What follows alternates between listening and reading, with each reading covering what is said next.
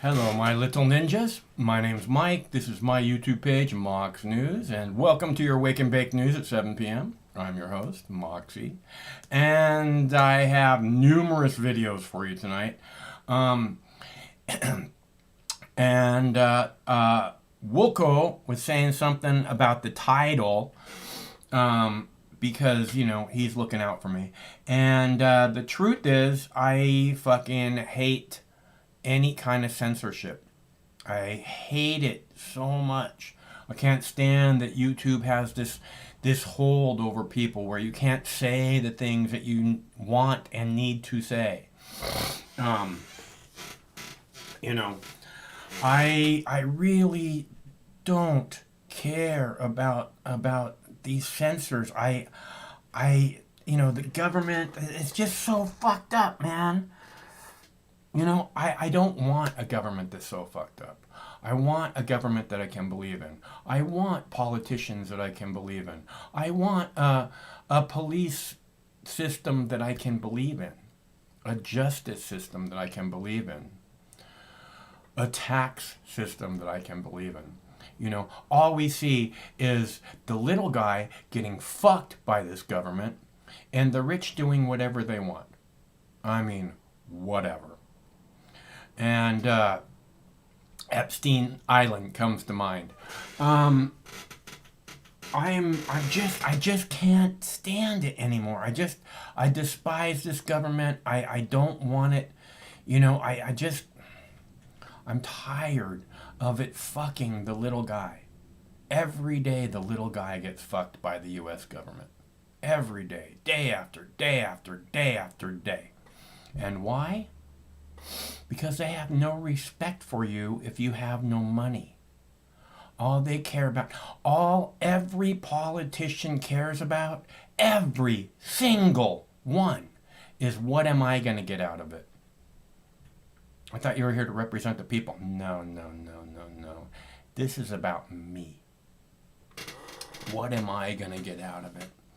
And that's the real problem. This is why, a big part of why I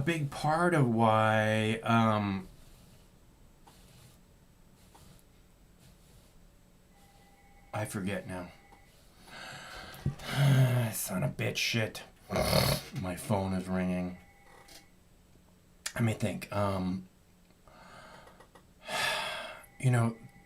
government is out of control.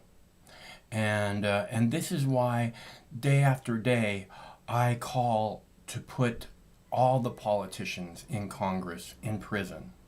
And ever since 2000, ever since the year 2000, 2001, every single piece of shit U.S. politician belongs in prison. Okay? All their assets seized so that their families live in disgrace and destitute. Okay? 100%, I believe that wholeheartedly. I could not believe in it more. Whether or not it's ever going to happen is another subject. That's what I believe needs to happen. Every single politician since the year 2000 that's still alive in prison now. Okay? We have to make examples of these horrible pieces of shit who think that they can just run roughshod over our rights, our freedom. Do you see anybody standing up to protect our freedom? Isn't that what they take a sacred vow to do? Isn't that what their job really is? Oh, we have to protect the American people. No, you don't. You have to protect the American people's freedom. Okay? You want to protect something? Protect our freedom. Why don't they teach freedom of speech in school? Right? Why don't they teach the rights that you have to stand up against this government in school? Because the founding fathers, I believe, wanted a revolution, expected a revolution long before now. They expected us to rise up and say, fuck this piece of shit government. And not only did they expect us to do it, they wanted us to have the rights to do it, just as they did. just as they threw off a piece of shit government, they wanted us to have the right to do the exact same thing. And I think it's time we stood up, came together, instead of acting like, oh, those are the bad guys. How fucking stupid are you? Okay? Oh, those people are the bad ones. You're buying into the government narrative. The fucking mainstream media is all owned by the government. Okay? Oh no, those are the good ones. Those are the bad ones. Oh no, those are the bad ones. It's bullshit. We're all Americans. The only way we ever get anything better is for you to get beyond your bullshit divisions and recognize that we have one common threat. Only one. Only fucking one. And it's our goddamn piece of shit government. And we need to stand up together and take it down. Because if we do not, someone else will see the necessity to do so. Which will only start more bad things. More bigger police state. More clamp down on freedom of expression. More censorship. More government control. More big government everywhere. Okay? And we may lose our freedom from some other entity who doesn't believe in freedom, but doesn't believe that the U.S. government should exist because that fucking piece of garbage and a scourge on the whole fucking planet. Excuse me, I'm sorry. I don't mean to yell at you all. I love you guys. This is a subject that I am extremely passionate about. I love the ideal of freedom.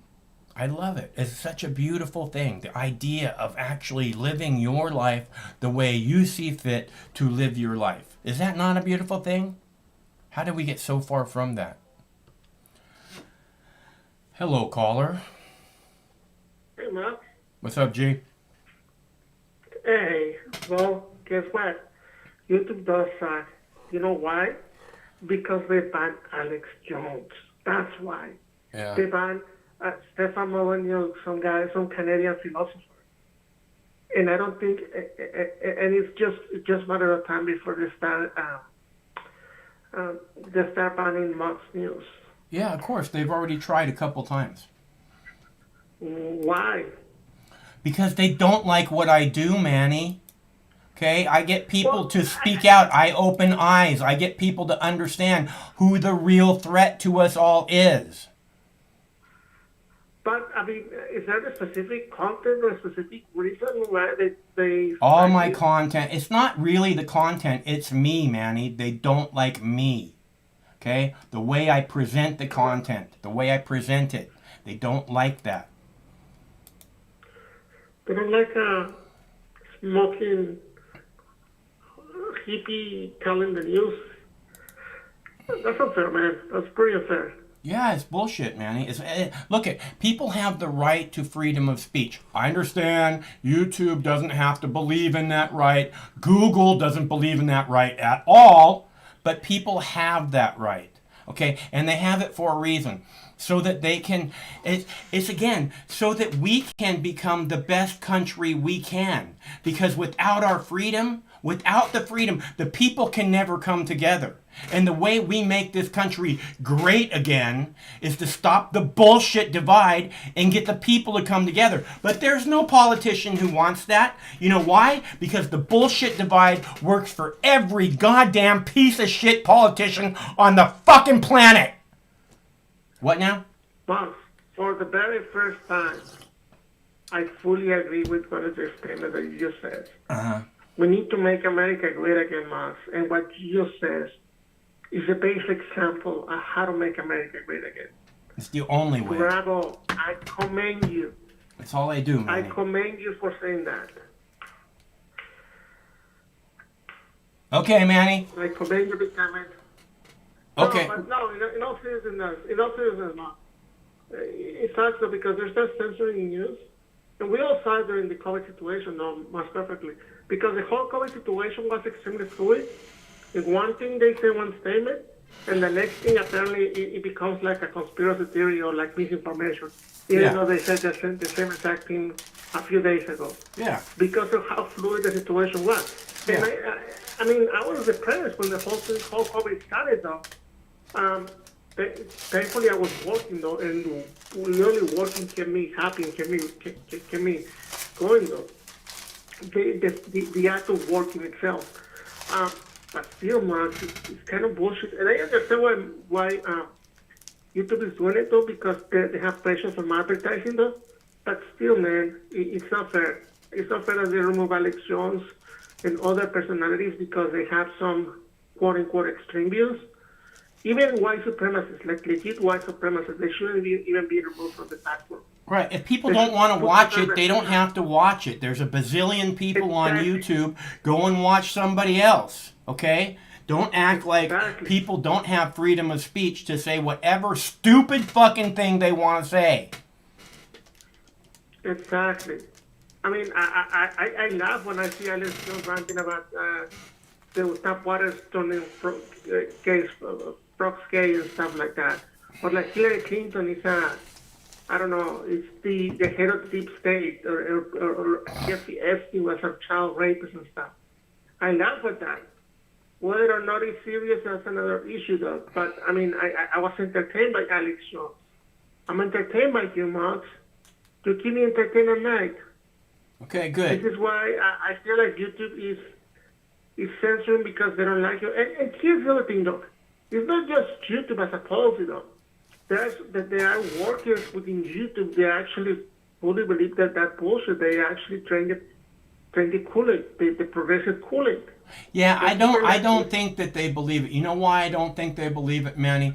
Is because they hear people speak the exact opposite 1,000 fucking times a day. So you can be strong in your beliefs, but when you hear over and over and over that World Trade Center 7 fell straight down for absolutely no fucking reason, it gets in your head regardless if you want to believe it or not. You know what the truth is, regardless if you want to believe it or not. So these people know what the truth is, but they choose not to believe it. Interesting. All right, Bob. Just want to say hi. Okay, man. It's good to hear from you. Thanks for calling.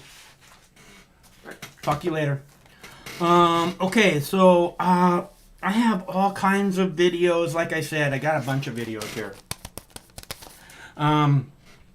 Harassing politicians. We're going to have a discussion about that because I believe that there's a good chance this is everyone's not only constitutional right, but your duty as Americans.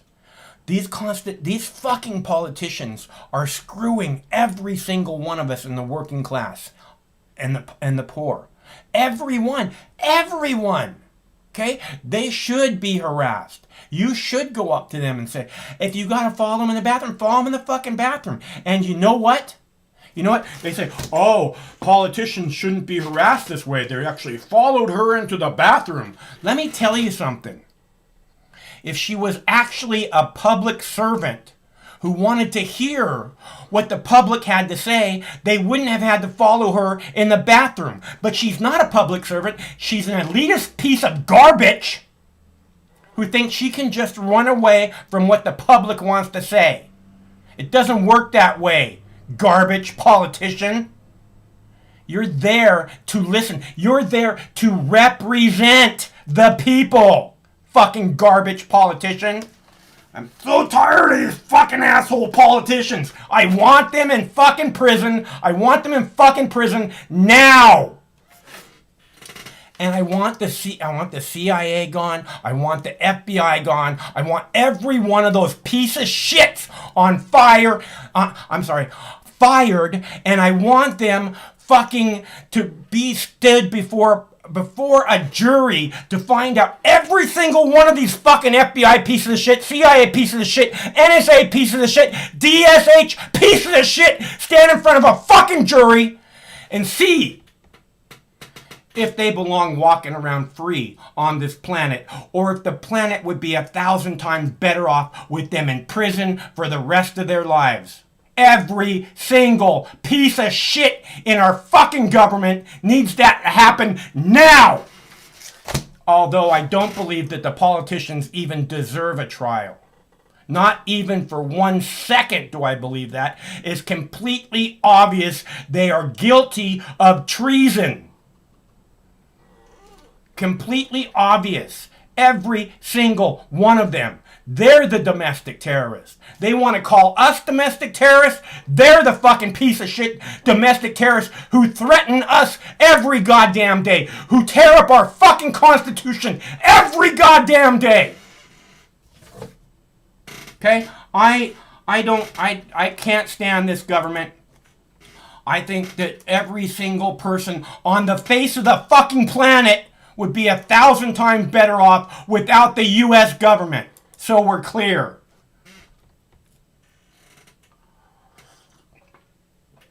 All right. Now, I need a fucking bong hit. Anybody else? I need a fucking bong hit. Let's see. Let's look at some criminals now in the U.S. government.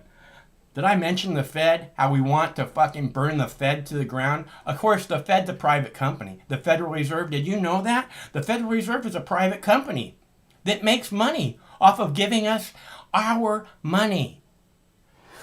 All right, I'm going to play this video and heat up the bong. You guys ready for a bong hit? I'm so ready for a bong hit. Here we go. Developing now, the country faces an economic disaster if the debt ceiling isn't raised in less than 2 weeks. Republicans just have to let us do our job. Just get out of the way. If you don't want to help save the country, get out of the way so you don't destroy it. The White House rolled out this graphic at Monday's press briefing showing how the debt has been racked up. The vast majority of that debt comes from the Trump administration, though a significant portion is due to bipartisan COVID relief funds. Republicans say it is a Democrats' disaster. The majority needs to stop sleepwalking toward yet another preventable crisis. Democrats need to tackle the debt limit. We gave them a roadmap and 3 months' notice. Senate Majority Leader Chuck Schumer says he'll put Republicans on the record with a procedural vote tomorrow. McConnell insists that Democrats should raise the limit through reconciliation. Meantime, an independent investigator will look into whether Federal Reserve officials broke the law with financial trades last year. The investigator will look into trading by Robert Kaplan and Eric Rosengren. The two resigned after being criticized for potentially profiting from trading in 2020 when the Fed was trying to stabilize the market. Senator Sherrod Brown, the chairman of the Senate Committee on Banking, says they should never have been trading in the first place. There shouldn't be day trading. They shouldn't even be owning corporate stock. I don't think that. I'm introducing legislation again to say that members of the House and Senate and members of the Federal Reserve should not be allowed to own a corporate stock because it presents conflicts of interest, and it's just wrong. Both Rosengren and Kaplan said their trades did not violate the Fed's rules. Supreme Court Justice Stephen Breyer is sharing his thoughts on the death penalty. Breyer was asked about the issue at an event hosted by the Smithsonian last night. He referenced the 46-page opinion he wrote several years ago on why the court should reconsider the question of whether capital punishment is constitutional. I wrote it because I wanted people to understand the difficulties with administering a system of death in even a reasonably fair way. You see, I pointed out to many factors that suggest that it can't be, all right, or it isn't being. Breyer was nominated to the court by President Bill Clinton in 1994. There has been a push by Democrats for the 83-year-old to step down while the Senate holds a majority so President Biden can nominate a new justice.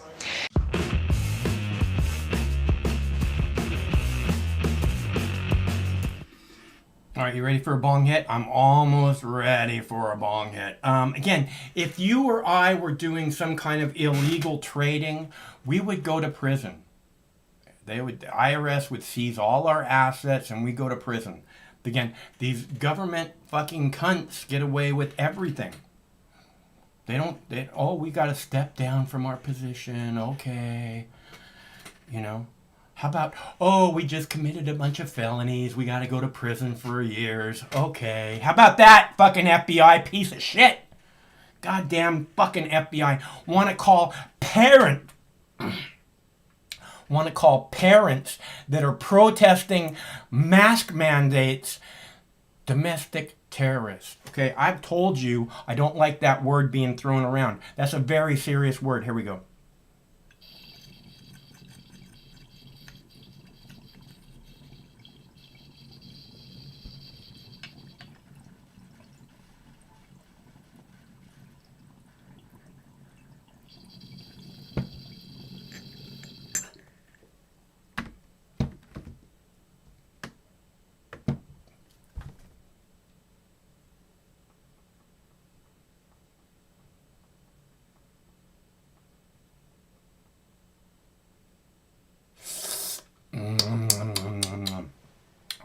So where were we? Right. Terrorist. I don't like this word being thrown around. This is a very serious word with very serious implications and very serious consequences. This word should be reserved for very specific people who aren't speaking out, who aren't, because if you were a terrorist, the last thing you're going to do is go on YouTube and start ranting about how the piece of shit government needs to go to hell. I don't think, maybe. But the point is, terrorists should have something to do with blowing something up, setting something on fire, shooting up a bunch of people. Maybe that I don't know. Those things are in the general realm of what maybe should be considered terrorist. Okay, if you're setting an apartment building on fire and there's 100 people in the apartment building, there's a good chance you're a terrorist. Now, if you're speaking out against the city council or your school board about vaccine mandates for your 5-year-old and wearing mask every minute of every day,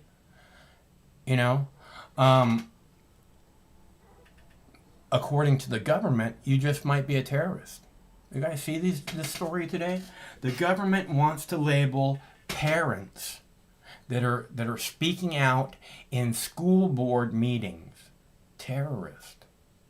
People that are speaking out apparently against critical race theory. People are speaking out against mask mandates. People are speaking out about their 5-year-old getting vaccine. Those people are now considered terrorists.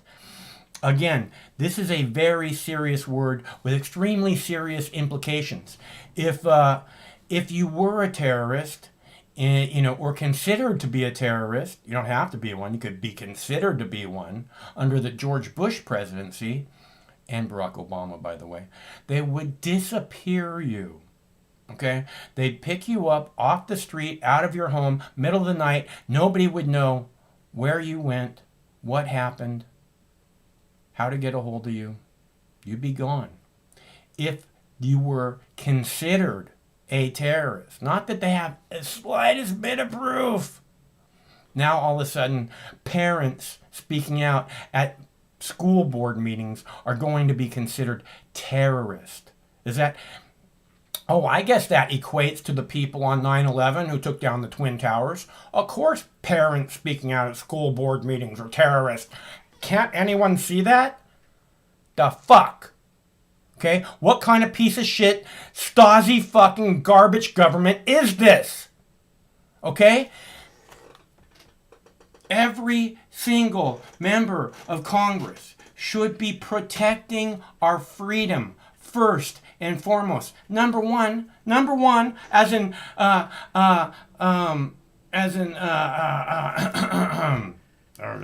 constitutional rights. No, it's anyway, number one, freedom of speech. This is what the fucking piece of shit politicians should be protecting more than anything else. And I don't see it happening in the slightest little bit.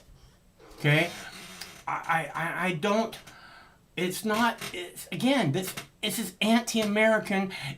All those people that are not standing up for freedom of speech, that's why they were sent there. That's what they took a sacred vow to do, to protect your freedom.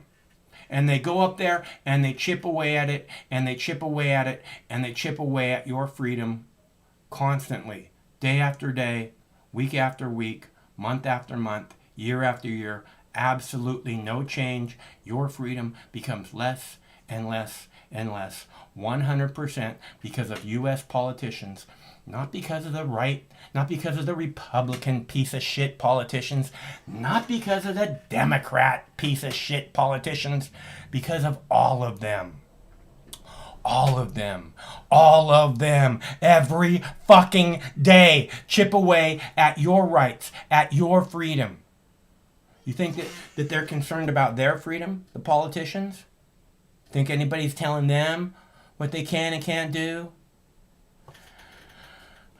This is, again, why it is your duty to go up to politicians and say, what the fuck? What the fuck? Okay? Why aren't you protecting my freedom of speech? Why aren't you speaking out on our most basic rights? What the hell were you sent there to do if not protect our freedom? These are some real simple, basic questions to ask. And I would start off, if you're talking to your local politician, with, what the fuck? I think it might get their attention. Now, Mike just had a brownie before we came on camera. About 25 minutes before I came on camera, Mike had a brownie. So, thanks so much, Polly. And then a bong hit. Mike doesn't need a fucking brownie. I got a plate of brownies right here. Don't believe me? Here they are. Okay? I got a plate of brownies right here. Okay? I got 3 pounds of butter in the fucking freezer. I got brownies to go. I'm ready. And I got plenty of bong hits. The thing is that I don't have freedom. I do, but that's because I don't have anything to lose, really. The only thing I really have to lose is the YouTube page. You guys. That's all I have to lose. So, and they try to take that from me in the past unsuccessfully. There is a question of what's happening now and the way that they are policing. So we'll find out. I'm really surprised they haven't taken us down already.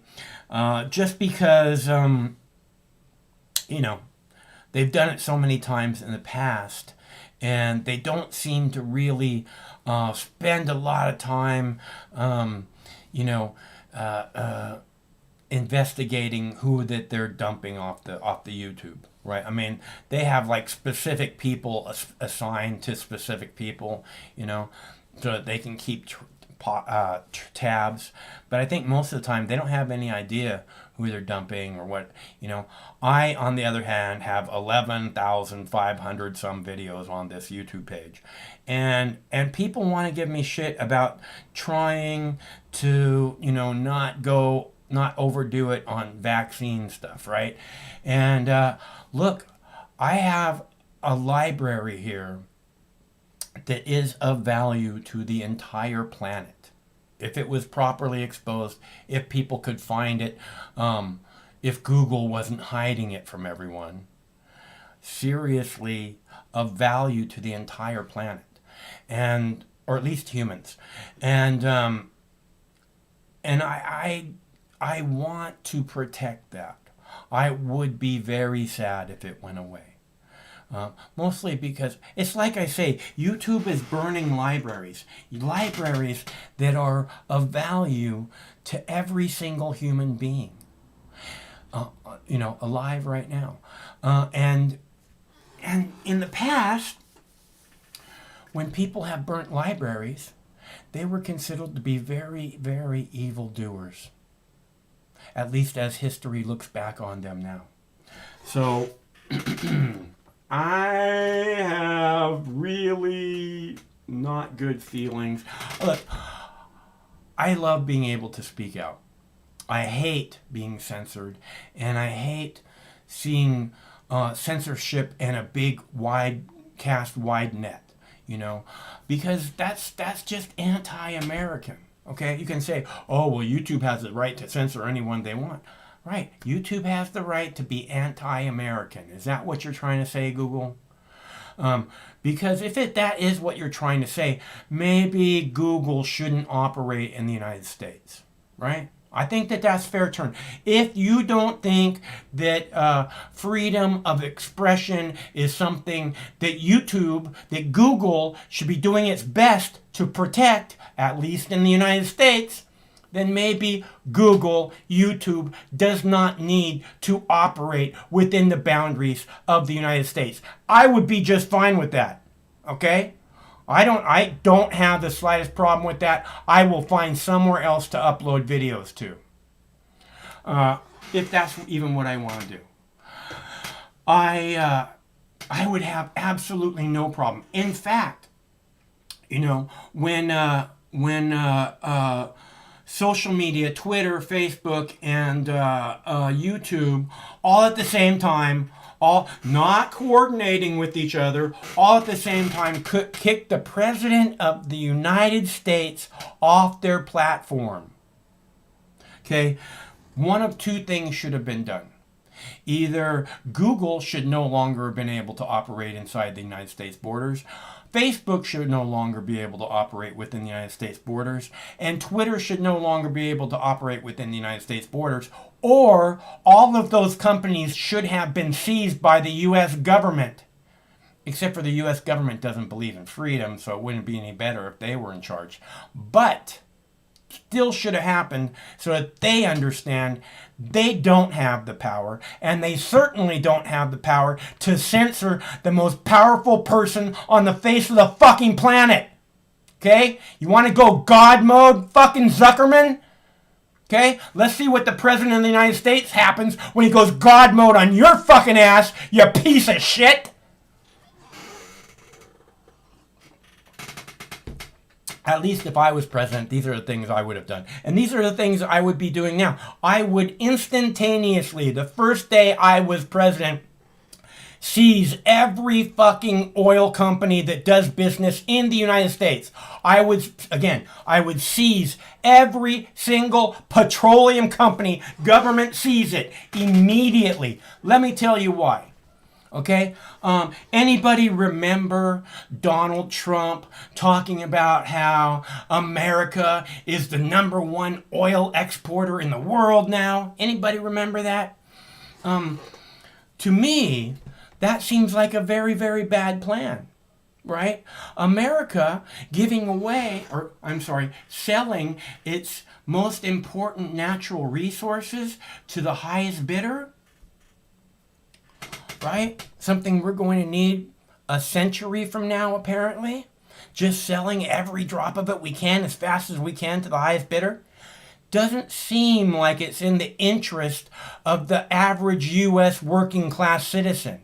It seems to me that if we insisted that every drop of oil that is harvested from U.S. territory stay inside U.S. territory, that we'd probably be getting gas for about, $1 a gallon?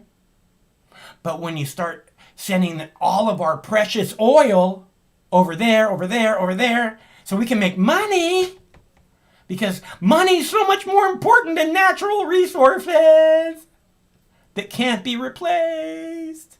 That if we keep using them all up, are going to be worth $100 a fucking gallon. So yeah, let's just sell it to everybody who wants to buy it outside the United States. Does that make sense to anybody? Doesn't make sense to me. It doesn't make sense to me in the slightest. I've never understood why the American people don't benefit from the oil underneath the American people's soil. Why is it that U.S. citizens don't benefit from petroleum companies stealing our natural resources? Why? Why doesn't the U.S. citizen benefit from that? Okay, and how is it in our best interest to be selling our precious natural resources to, whoever wants to buy them as long as they got enough money? How is that in our interest? Does anybody think that's in our interest? I'm just wondering. The telephone number's up there on the screen. 805-669-6397. 805 Mox News. So I have a video here about a local city council meeting in which everybody except for one council member decided to go maskless. And the news is making a semi-big deal out of it. I thought you might want to see that. And I have a video that I posted earlier about a woman who died after taking the Johnson & Johnson vaccine.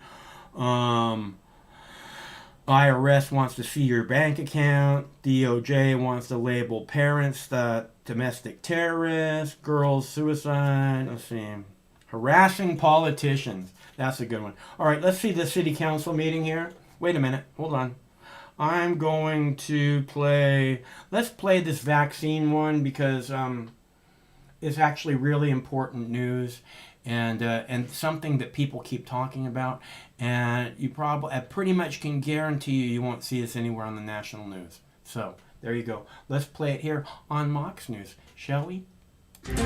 Developing now at 3:30, new details about the death of a King County woman who suffered a complication after receiving the Johnson & Johnson vaccine. Seattle King County Health says the woman suffered a blood clotting syndrome known as TTS after getting the single-dose shot. She died in September, 12 days after her vaccination. The CDC claims she's the fourth person to die from the complication after the J&J vaccine. Health officials say Pfizer and Moderna vaccines have not been associated with blood clotting complications. State Secretary of Health, Umair Shah, released a statement saying, "We send our deepest condolences to her family and loved ones. Losing a loved one at any time is a tragic and difficult and pain that's become all too familiar in the last year and a half of this pandemic." In the wake of the woman's death, health officials are reminding the public that complications associated with the Johnson & Johnson vaccine are very rare. In April of this year, the CDC paused its authorization of the J&J shot in order to study the risks from these rare complications. The CDC lifted that pause after determining that the benefits of the vaccine far outweigh the risks. Johnson & Johnson says the safety and well-being of every individual who receives a J&J product remains our top priority. The company says they also strongly support raising awareness of the signs and symptoms of rare events to ensure they can be quickly identified and effectively treated. Developing now, Johnson & Johnson has announced they're seeking emergency authorization for their booster shot. KOMO's Lee Stoll has a look at how soon that could happen as vaccine mandates start to take effect. Johnson & Johnson is saying for those who got the single-shot vaccination dose, a booster 6 months later could give them up to 96% protection against the virus. The FDA expected to look at this emergency approval request sometime next week. The CDC could then approve it shortly after that. The major metrics for COVID in our state, case counts, hospitalizations, and deaths are trending down. According to the Washington State Hospital Association, hospitalizations are down 12% from last week. The number of people on ventilators also down from 239 to 207 in the same time. But hospital capacity statewide still at 90%. 10% are COVID patients. And now we're heading into flu season with the possibility of staff shortages from burnout and vaccine requirements. Southwest joining other carriers now requiring employees to get vaccinated, in this case by December 8th. Statewide, vaccine rates are increasing among healthcare workers. And the experience of New York and California suggests that as we get closer to the implementation date, the vaccination rates for hospital staff do go up, and we are seeing some similar trends. WSHA says a record number of COVID patients are ready to be discharged from the hospital and into long-term recovery facilities, but there's no room, causing the system to back up. It is still a very, very high number of patients and a huge stress in our healthcare community.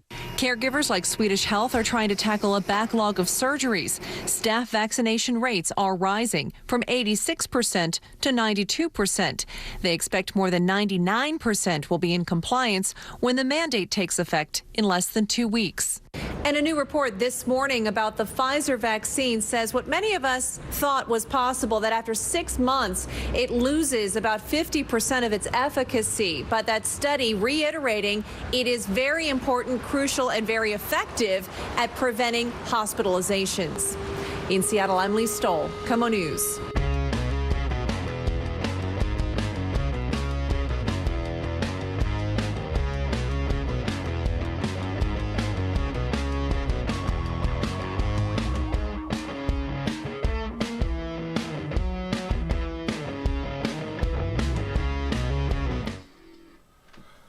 I was trying to get Boo Bear up on the couch, so down by the river, so he could enjoy it. He was shut in the room. I didn't realize it. Shut the door on him. Okay, so you're my beautiful baby. You are. You're my beautiful Boo Bear.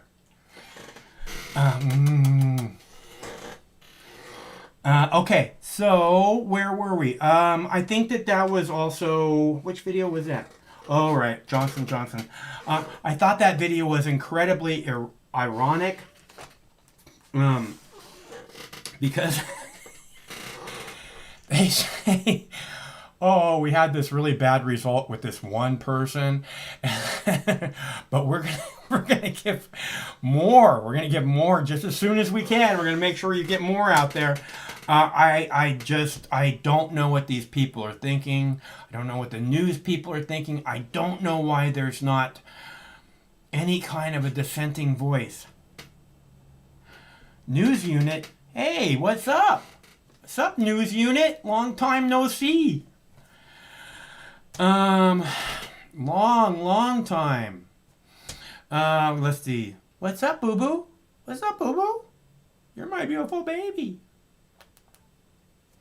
Let's see. Where were we now? I was gonna say something about something. Right. That video is crazy. Again, it's like people, the news doesn't get what they're saying. You know. I mean, how can you put those things back to back? Johnson & Johnson booster shot after the breaking news. How can you do that? And think that that's a good idea?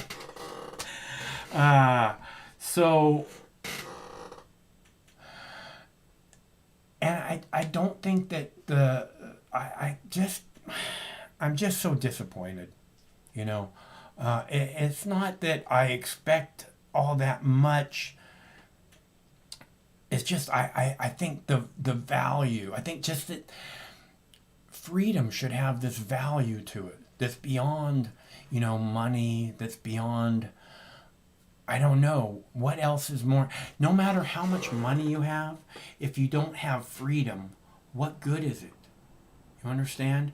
I guess you can try and buy your freedom, but you don't have the freedom to do that, do you? This is why freedom is more important than pretty much anything. Well, you know, what if you don't have freedom? Well, you know, what if you have religion? Right? Well, I have God on my side. Well, if you don't have freedom, then maybe you don't have the right to have religion or God on your side. You know, and this is again why the people have to come together. Because it's not just a matter of, you know, taking away the freedom from the Democrats or taking away the freedom from the Republicans. They're taking away everyone's freedom. They're taking away Americans' freedom. That's who you are, right? You should be concerned. You should recognize this as a common threat to all of us. Much more important than any of your little petty bullshit. Recognize the common enemy. And stop acting like each of you is the enemy. Because you're good people who deserve better than someone looking at you like you're a domestic terrorist. You know, as our government apparently is doing now. Well, for the last 20 years or so. I'm very used to it. It's not a big deal to me. I've been watched for a long, long time. It's, for me personally, you know, I'm not going to let anything really change me. You know, I'm trying to protect this library of videos, so I am curtailing my speech just in the little slightest amount. But as you can tell from the title of the video, I'm not trying to curtail it all that much, am I? And I thought it was a good title. Don't you think it's a good title? Anybody see the title? Okay, so where were we? All right, the government fucks me every day. And why do they fuck me every day? Because they can. And when I say fuck me, I'm talking about the working class. It's not so much me. Like I said, these things don't really affect me. These things that I talk about, the gas pump, the price of oil, these things really don't affect me that much. I mean, the price of oil affects all of us, but I don't really notice it in my daily life when I'm driving around, passing gas stations and seeing gas at $4.50 a gallon. I don't really notice that. As where I imagine if you're paying that, you probably notice that a lot. So when I talk about oil, you know, and it being our oil, and why is it the oil that being, you know, stolen from out under our feet? Why don't the American people benefit from that?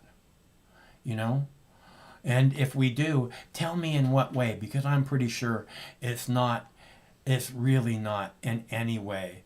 And whatever it costs the petroleum companies to try and pretend like they're, you know, giving back something to the American people, I guarantee you they get way more than that from the government in research funds and bullshit like that. You know, so we're getting screwed from every direction. First, the oil companies are screwing us, and then our government is taking our money on top of it and giving it to the oil companies, who have all the money they're ever gonna fucking need, but we need to give them more money so that they can do bullshit research into, you know, making the planet more green. Does anybody believe the petroleum companies want to make the planet more green, or have given the slightest little effort to do so in the last 100 years that the oil companies have been screwing the American people?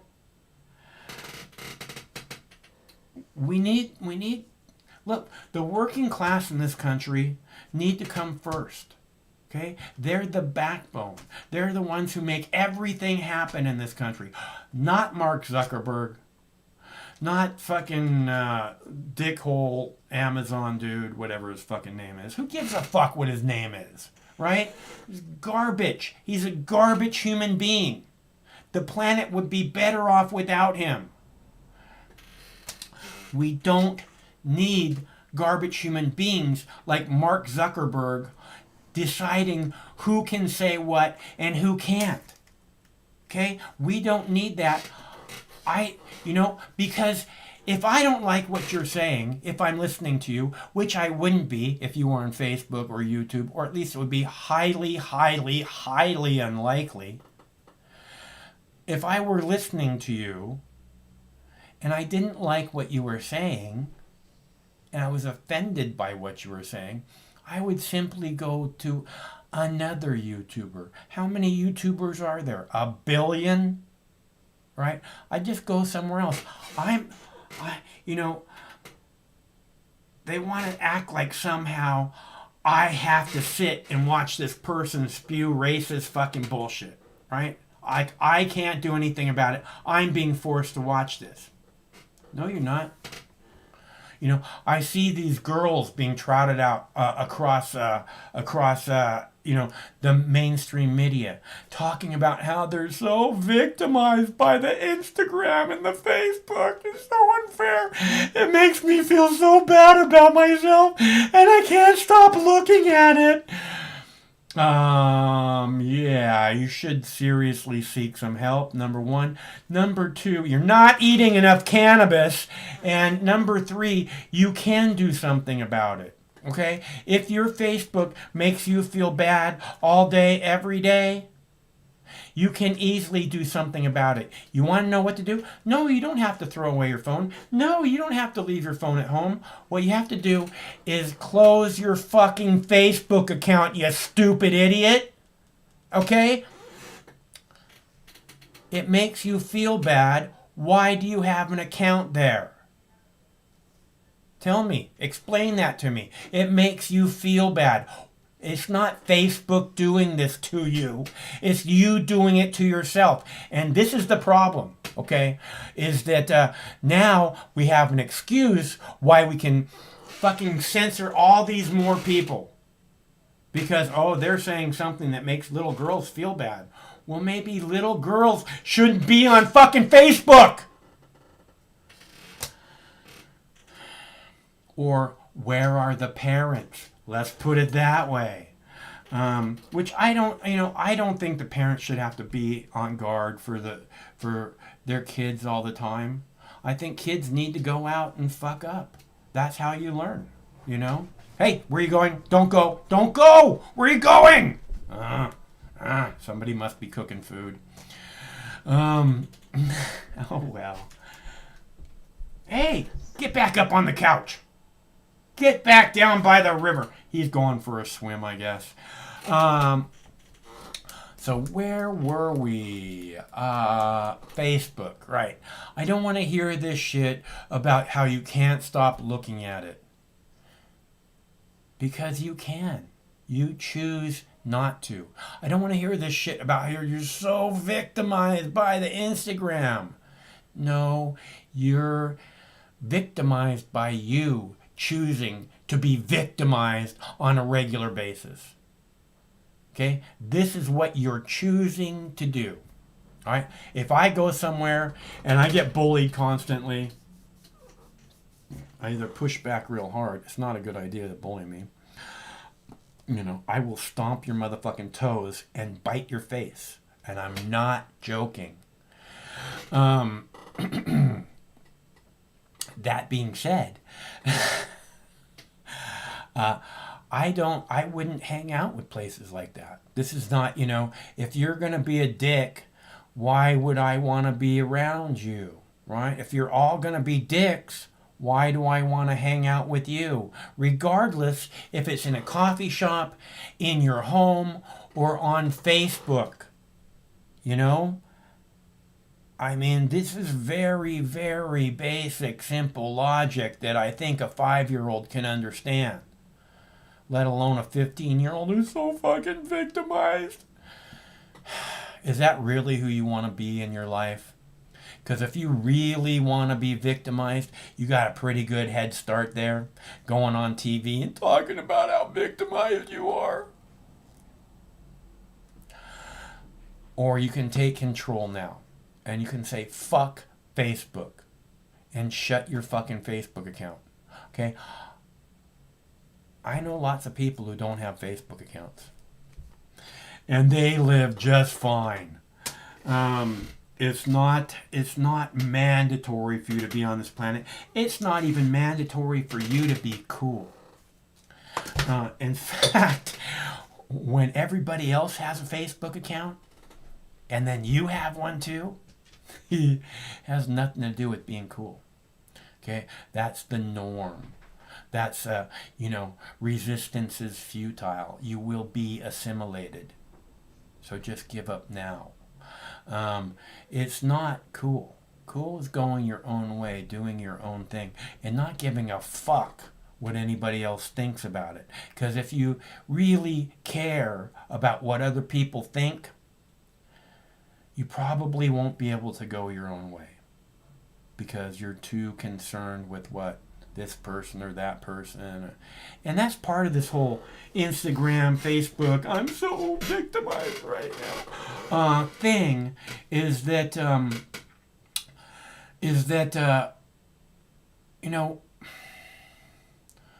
I lost my train of thought, sorry. The victimized thing, I'm sorry, I lost my train of thought on that one. But, I think this is all pretty obvious, and I don't want, you're choosing to be a victim. You're choosing to be victimized. You're stronger than that. I believe you're stronger than that. I think you're strong enough to stand up to the bullies and tell them what pieces of shit they are. For whatever reason you choose not to. I don't really get that part. But you are choosing to be victimized. Okay? So, close your Facebook accounts. Choose to be strong. Choose to be more cool than everybody else who's just fucking doing what everyone else does. Because that's not cool. Doing what everybody else does. It's not the way Fonzie does it, baby. You know what I'm saying? Does anybody get this? Are you listening? Hello, McFly? Anybody in there? Just saying. I think it's time for another bong hit. or a telephone caller. I got Craig up out of his comfy chair to fucking take phone calls. And the number's right there on the screen. What more can I do? I'm going to play a video then. Fine. What video should we play? I know. Let's play the video about parents being considered domestic terrorists. How about that? Should we play that one? Yeah, let's play that one. No. Let's play the one with the city council choosing not to wear masks. Let's play that one. Because that one needs to be seen. So we'll do that next. While I heat up the bong and get a dab ready.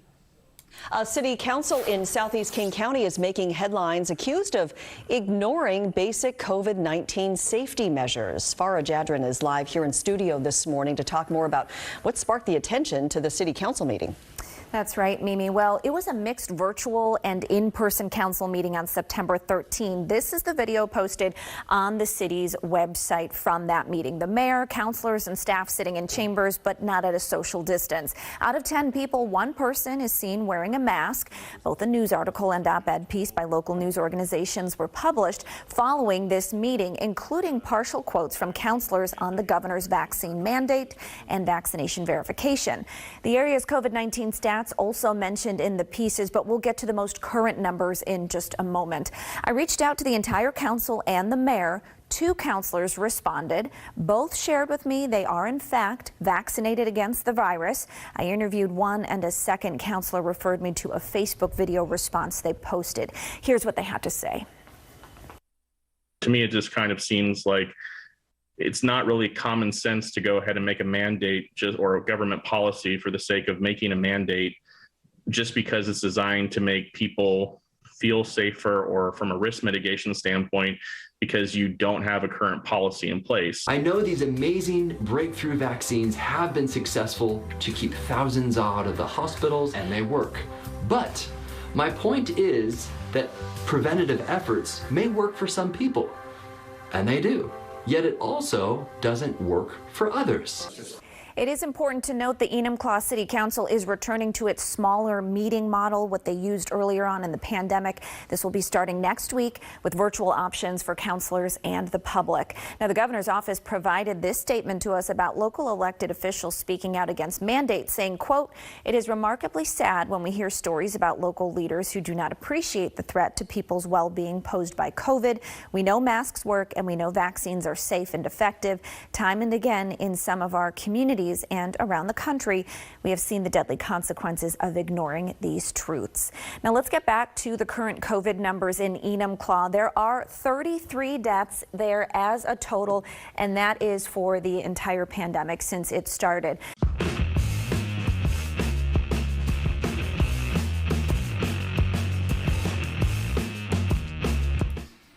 Okay, so in 2 years since the pandemic started, they've had 33 deaths. And the news wants to act like they're all outrageous because they're not wearing masks. 33 deaths. I wonder how many deaths they usually have in that area before the COVID. Huh? Wouldn't that be an interesting number to hear about? I'm about ready for a bong hit. Oh, hey, Loretta. You can call me Pookie. Pookie. You can call me Pookie.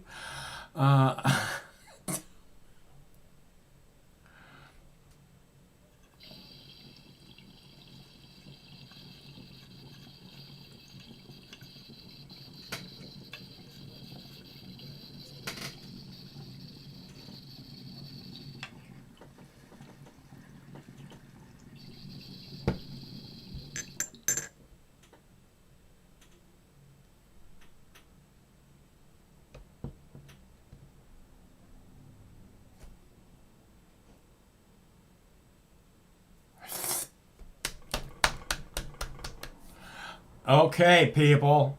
The time is now. The telephone number's on the screen. I think I've probably said enough. Or yet I've just begun. One or the other.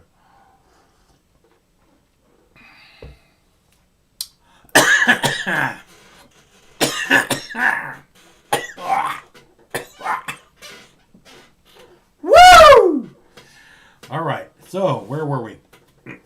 Okay, so I have another video here. Like I said, I think I've said enough, but I have a bunch more videos to play. So if anybody wants to call, the telephone number is up there on the screen. I thought the city council thing was pretty cool. I think we're going to see a whole lot more stuff like this. I think it's pretty clear. Really, what I see happening, honestly, and I'm going out on a limb here, but I see the COVID thing going away. I see the government having control over the people waning greatly. I saw something today about, I think I got it on video, something about 5,000 employees of, I think it was an insurance company or something, that refused to get vaccinated were fired from one company. You know, I think this is gonna just kick the ass of like, well, what I really think honestly is that in let's say the next 8 months or so, the next 8 months, Joe Biden will begin his campaign for re-election. 8 months. Or Kamala Harris will begin her campaign for election, one or the other, for the presidency, one or the other. And that by that time, the COVID thing can no longer be part of the dialogue, other than to say, look, because of me, we beat this horrible, horrible virus. Yay!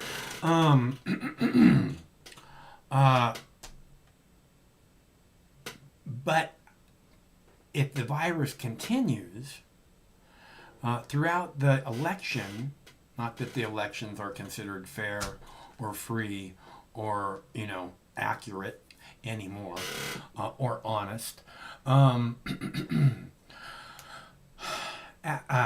the time of the election, if this is a big part of the dialogue, the COVID, it will make it a re-election impossible. Because that would have been Joe Biden's entire presidency, basically, other than the outrageous spending and the Afghanistan thing, you know, which all this is horrible for the American people. Although I did want the Afghanistan war to end, apparently the way Biden did it fucked up a whole bunch of other countries, and our relationships with the other countries, especially allies, especially militarily, is incredibly important. You know, I hate the military, but and the reason I hate it is because it's being used to profit from. Okay, it's not that I hate the people in the military, although basically the upper echelons of the Pentagon definitely belong in prison. Okay, because they've lied and lied and lied, and that's treason. If you're lying to the American people and you're in that kind of position, that's treason. I don't give a fuck I don't give a fuck what the definition of treason is. That's fucking treason. I don't give a fuck. I don't give a fuck. Okay? It doesn't matter to me what you say the definition of treason is. You're in the upper echelons of the Pentagon and you're lying to the American people. That is treason. So, again, the upper echelons of the Pentagon all need to go to prison. The upper echelons of the FBI, really, I just see so much corruption in the FBI. It's just such a garbage organization at this point. The NSA, it just does pure evil against the American people. It's probably the one organization in the American government that's the most against the American people, although it could be the Department of Justice or it could be Department of Homeland Security. Hello, caller. Hello, Max. How's it going? Okay, what is up with you, Z?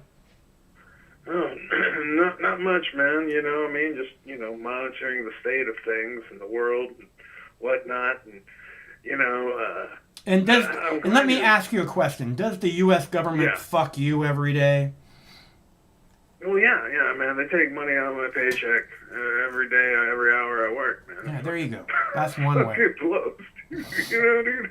Yeah. And I'm paying for the shit, dude. Like, I hope the government shuts down, right? You know what I mean? They're like, oh no, the government's going to shut down.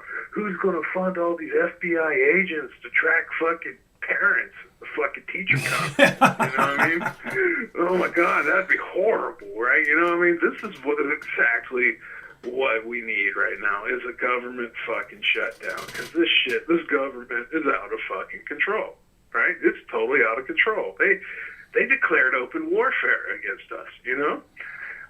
It's just, every day, I look at the news and it's just my jaw drops, just how fucking bad it is, you know? And like this Facebook shit, you know, I watched this Facebook whistleblower who's like arguing that they don't censor us enough. Yeah. You know? And that's what all the politicians are arguing also. Her lawyer is a former CIA intelligence officer. There you go. This lawyer was also the same lawyer that brought up the Ukraine fucking scandal bullshit fucking where they charged Trump with fucking Biden's crimes. Yeah. He's the same lawyer, and she's being coached by Obama's communications director. So, you know, what they're doing here is it's not just about Facebook. They're talking about regulating the internet, making everything Facebook. Right. So, like, everywhere's censored, and probably censored way more than it is now, right? You know what I mean? Like, it's all about, you know, they all say the words like hate speech, misinformation, and divisive politics, right? You know, these are imaginary terms, right? These don't exist. It's just whatever they don't fucking like, they can label them. And this is, you know, we're seeing, like, you know, a horrible thing, you know, where they've been exposed, right? You know, like, everybody saw what happened in the election. Everybody saw what they're fucking doing with, you know, the current medical stuff that's going on that we can't talk about, you know. You can go ahead and get fired, you know, lose your house, you know, get up on the streets and fucking commit suicide. But, dude, don't fucking talk about it, all right? You know what I mean? Yeah. You can spread some fucking misinformation. That shit is dangerous, okay? Right. And, like, so we're not allowed to talk about it. But thankfully, this government's so bad, we got plenty to talk about. You know, I mean, it's just way too fucking far gone. You know, this whole domestic terrorism thing. Remember when they had it was about a month ago, I guess. It was in the news where I think it was NBC, where they had the little thing where, like, oh, you know, here's the new domestic terrorism. It's people who question the election. Oh, it's people who question the vaccine and the COVID origins and stuff like that. Right. And we all laughed at it a month ago. I didn't laugh at it. I did not laugh at it. Dude. I I was very outspoken from the start. This word terrorist is a very serious word, and it should not be thrown around. It should be for a very specific amount of people. And the people who walked into the Capitol and didn't fucking set anything on fire, didn't rip down any paintings, didn't graffiti anything, topple any statues, those people are certainly not fucking terrorists. Yeah, and they walked through the velvet ropes, and they exited through the gift shop, you know what I mean? Like, literally, I think some of them bought gifts. And, like, fucking, yeah, you know, I mean, there's pictures of them cleaning up, picking up water bottles, you know. It's obviously the worst thing that ever happened. Yeah, that's what a terrorist looks like. You want to see a picture of a terrorist? Watch him pick up water bottles. What else could that guy be? Yeah, watching Mima with her sippy cup and her little mini American flag, you know, fucking walking around, dude. That's fucking dangerous shit, bro. I'm fucking shat my pants, right? I couldn't sleep for weeks. And, like, fucking, but it's just so fucking crazy. And, you know, like I was saying, though, but with the, you know, I laughed at it because it was absurd. Right, and I like absurd things. Absurd things make me laugh. And, when they showed the thing, these are domestic terrorists, because at the time it was completely absurd.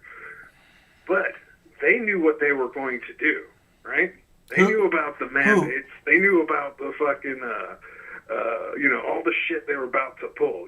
Like they're fucking, they're like actually governments are saying we're not going to give you unemployment. And, we're not going to do this. And we're going to make your kids fucking get the shot. Like I think in California, they made all the kids have to get the fucking poke. Right?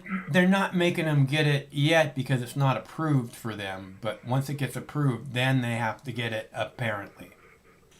Yeah. So that's all going on.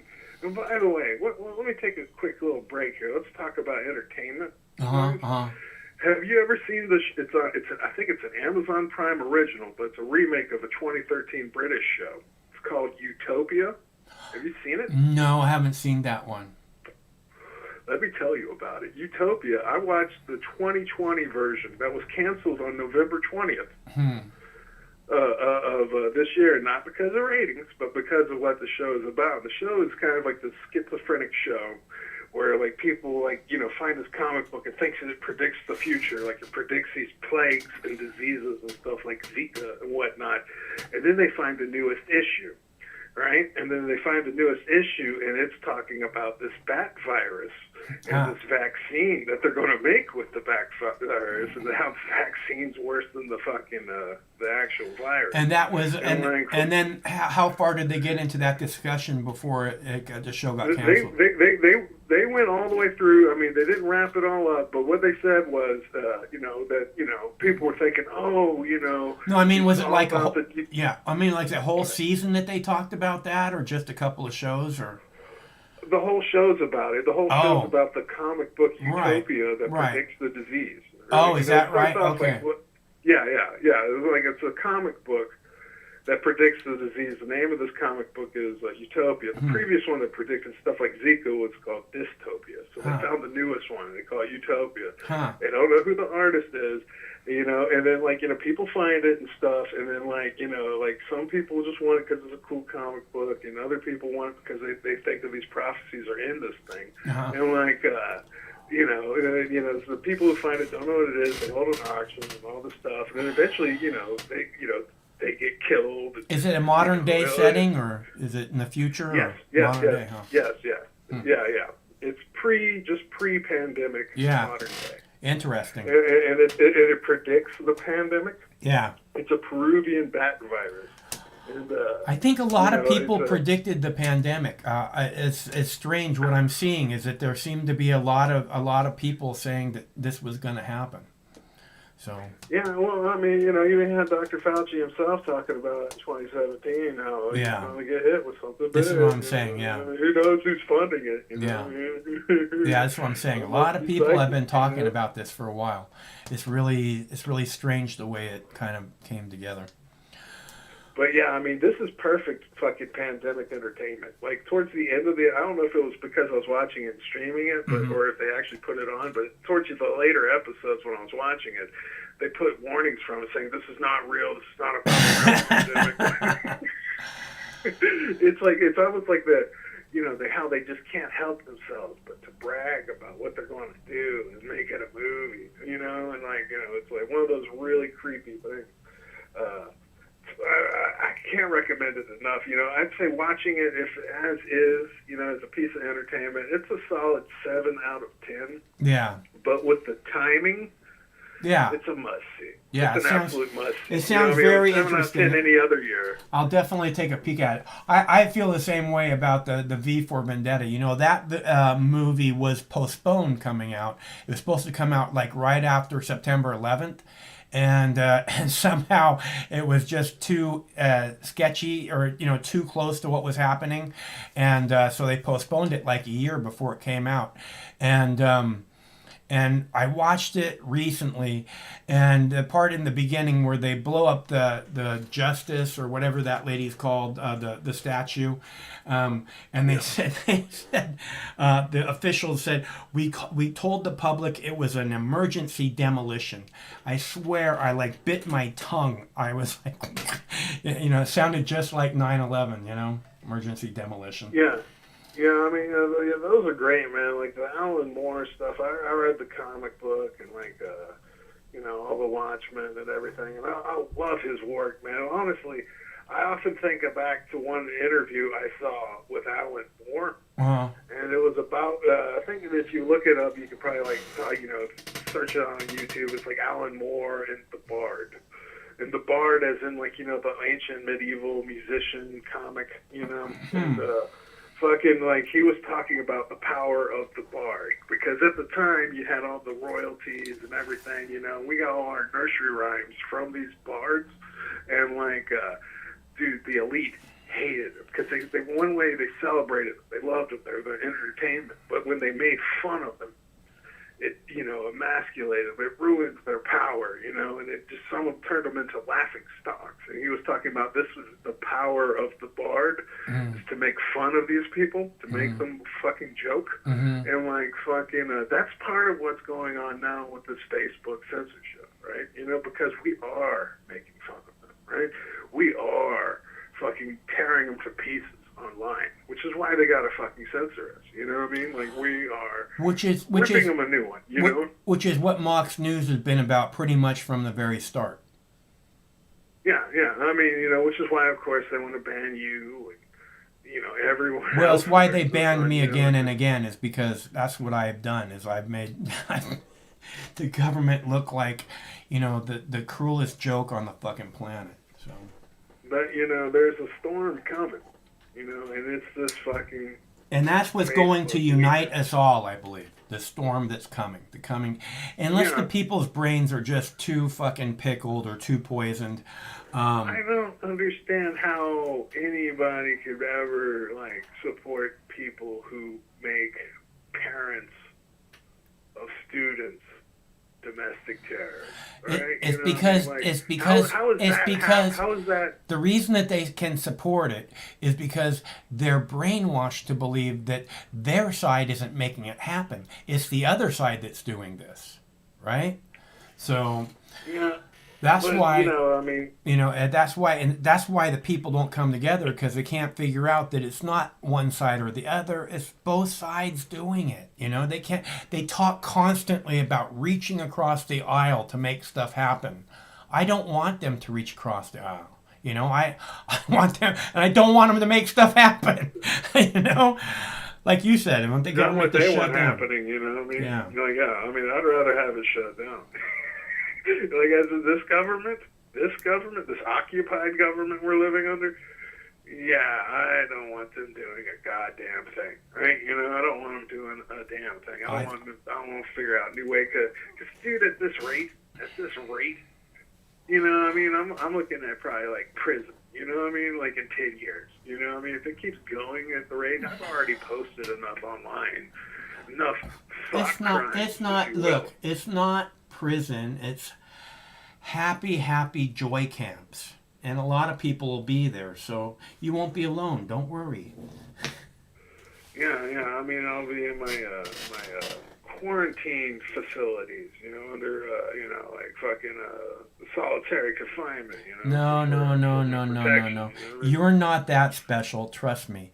The solitary confinement's going to be for very, very special individuals. No offense, you're not that special. I'll take that joke. I mean, it's just, I have a question, actually. Wait, before I go, I have one question here.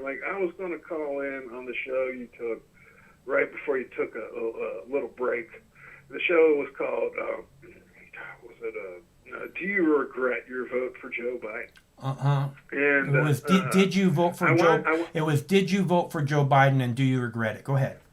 Yeah, and I was watching it, and you were very black-pilled at the moment, and there was lots of depressing stuff. You were watching dead bodies in Afghanistan and shit, and and you were like, I don't want to talk about the news. So I was like, all right, okay, I'll give you a break. I won't fucking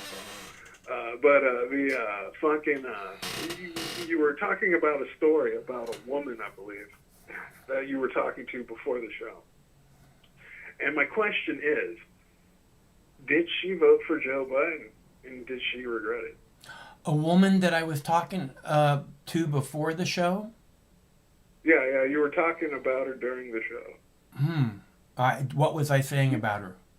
You were saying, like, she says, it's just so bad, and I just want to tune out, and, you know, I thought things were going to get better, and, you know, I mean, I'm paraphrasing here. Yeah, no, I'm trying. No, I hear what you're saying. I get what you're saying.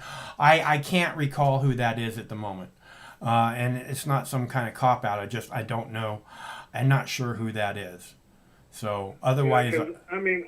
Yeah, go ahead. I think, you know, I think it's the important question right now, because Joe Biden, I mean, you know... Are you seeing these people in crowds chanting, "Fuck Joe Biden"? Are you seeing those videos? Oh, I've seen them where they're chanting, "Let's go, Brandon." Yeah, right. Yeah. You should see all the "Let's go, Brandon" memes we got now, man. Oh, we got pictures of Joe right Biden. on. Right? You know, "Let's go, Brandon," Yeah. fucking things. Dude. Yeah, that's another thing they don't like. You know, we make fun of them. We are the bards. You know, we make fun of these motherfuckers like you wouldn't believe. Online, dude, it's like I spend about half my day making fun of Joe Biden, right? You know what I mean? Yeah. Honestly. You know, like, that's just the thing to do. It feels like the patriotic thing to do. I don't know, man. Not half your day. You know, maybe an hour, maybe 2 hours, but otherwise that's awful. Well, maybe half a day is a bit of an exaggeration. Yeah. You know, probably a couple hours, but, you know... Because, I mean, you got to get outside and you got to, like, enjoy life a little bit because, I mean, and you know, just smacking on Joe Biden all day long is just going to take you to a horrible place eventually. Oh, yeah, man. Like, yeah, this is bad stuff, man. Like, you know, I didn't anticipate this, dude. You know what I mean? Like, come on, parents, terrorists, come. No one expects the Spanish Inquisition. Nobody, man. Nobody, dude. And, like, you know, I try and do some stuff, you know. I watch some movies, you know. I know you like the Who Drew First Blood. Dude, I watched Rambo 4 and 5, which I'd never seen before. Are they good? And, well, 4 started off dull. Like, you know, first off, 4 and 5 in particular, they just don't explain how the hell Rambo got here, right? You know, Yeah. what's he doing in some shithole? Like, I think he's, like, in Cambodia or someplace in 4. Yeah. And, like, you know, he's hunting fucking rattlesnakes for, like, I don't know, 10 cents a day or whatever they pay you for rattlesnakes in Cambodia. And, like, you know, eventually, you know, he gets these people, you know, who ask him to take him on his boat to this war zone and stuff. You know, Well, a lot of people die. Hell on earth on him. In India, 17,000 people die a year from cobra bites. So collecting rattlesnakes is a very valuable service, you know, regardless. Yeah, of I mean, with Rambo 4, once it got started, dude, the gore was fantastic. Like, it's like one of these Italian movies almost, where it's just so gory. Like, at first they were showing dead bodies, I thought I was watching, like, a real snuff film or something. And I was like, but it's just their gore is that good. And then in 5 is actually really good. I liked it the best. It was Rambo Last Blood. I think it was I watched it on Amazon, I think it was. And like fucking, they had it, and I watched the extended cut. You know, I guess that's theatrical cut too. But I watched the extended cut. It was fine. You know, it started off, Rambo's all wholesome in Arizona and stuff, and he's raising this Mexican daughter that's not his daughter, because Rambo's kind of like Jesus. He's celibate, right? You know, he's just doing it out of the good of his heart. You know what I mean? And his Rambo has a lot of sins that he's trying to pay for. That's what's happening. That was another good part about 5. Rambo has PTSD in this. Yeah. Right? Like, he'll be driving down the road, and it's just like, you know, you see, like, all these flashbacks and stuff, and he's taking his PTSD pills and stuff, you know. You know, he did. Too bad he wasn't smoking weed. That would have been hilarious. Yeah, he didn't do that, but, you know, he went down there, you know, he dug tunnels under his ranch in Arizona. Anyway, the daughter goes to Mexico. She gets kidnapped by some cartels and put into sex, like, work, you know, slavery or whatever, sex trafficking down in Mexico. And the most unrealistic part of the movie, in my opinion, is when he goes up to the cartel and they all capture him. There's 20 people around him and they let him live. Other than that, though, it was fairly realistic, you know. But when he comes back, dude, you know, and I'd say the first 2/3 or more of this movie was pretty awesome because he wasn't using guns, dude. He was using like hammers and knives. Wow. The shit out of people. I mean, like, this is like, you know, it's an action movie. You're watching Rambo, right? Yeah. And it was fantastic. Some of the action I was just loving. I was jumping out of my seat at how great it was. Dude, the ending was fantastic. Yeah. I mean, it was really good. Yeah, I always hate it when they do that thing where there's like 100 guys around him and and somehow he walks out of there. Except, have you seen Nobody? I've been wanting to see that. Oh, you want to see the Nobody? Critical Drinker did a review on that, Yeah. but I didn't watch the video because I didn't want to spoil it. Oh, you want to see Nobody? It's good. Yeah, It's yeah, really I heard great things about it. Like, I guess But they finally, do I mean, they do that scene where the guy's got like 20 guns on him, you know, and he's sitting and there's got a circle of like 20 guns on him. They do that in the movie, and it's probably the best I've ever seen. So you should check it out. yeah, I mean, I'm wanting to see it, man. If I can just repeat it so you can see it. Watch the 2020 American version of Utopia. Yeah, no, that sounds really good. I'll check it out. Yeah, like that's a must see. I recommend that for everybody. Everybody should see it. They just see it. Like they kind of lay down the whole plan with the virus and the vaccine and everything, and all the fun stuff. Like I don't even think we're allowed to talk about it on YouTube. We were just talking about a fictional TV show. It's fucking great. Yeah. Anyway. So I guess that's about it for tonight, man. Actually, it was great talking to you. I hope you have a good one. And yeah, man, prepare for this crazy Facebook censorship. Like I said, they're doing Senate hearings. They're going to censor all the internet. So you might as well get it on as many platforms as you can. Maybe ask what's his name, Craig, to see if you can get a multicast stream on every site at once. Yeah. And you can just watch them all go flicker down and out and burn out. It's the censorship creeps up. You know, it's coming. It's coming. I mean, it's a lot worse coming than just the censorship, and that's the reason for the censorship, is so that we can't all talk about, you know, what's next. Yeah, imagine what they could do when we can't say a damn thing, right? Right. Oh, God, it's just going to get scary. But anyway, Max, hope you have a good one, man. I'll talk to you later. All right. Thanks for calling. All right, so I am ready. He was talking about making parents into terrorists. Again, this is a word, terrorist is a word that for me is, you know, it's a very dangerous word. Okay, it should not be thrown around willy-nilly, attached to, you know, the kid on the corner who's, you know, shooting rocks with his slingshot.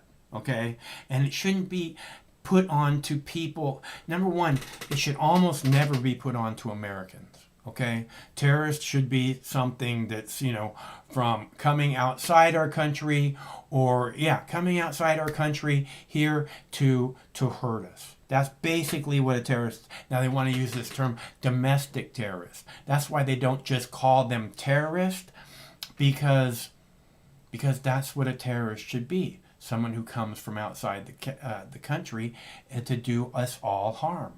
Okay, and that's the point too, is that these people should be trying to do us harm, right?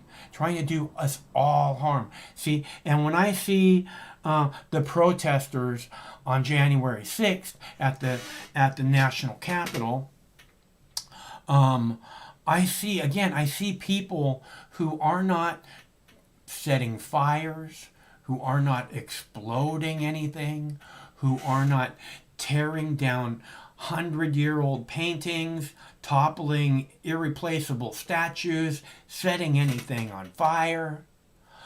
I see people walking around gazing at the wonder which is the history of our nation. Like, wow, look at this. Look at that. After the dipshit cops got out of the way. Because the cops had no business trying to stop these people. Okay? They're Americans. They have a beef with the government. You know, this is the people's house. It's supposed to be open to the people. These people want to have their voices heard. That's what the United States is all about. you know, and they start beating them and hitting them with pepper spray and, you know, and then calling them domestic terrorists, you know, because they're not willing to back down from piece of shit cops who think it's their fucking job to protect piece of shit politicians who are in no threat at all.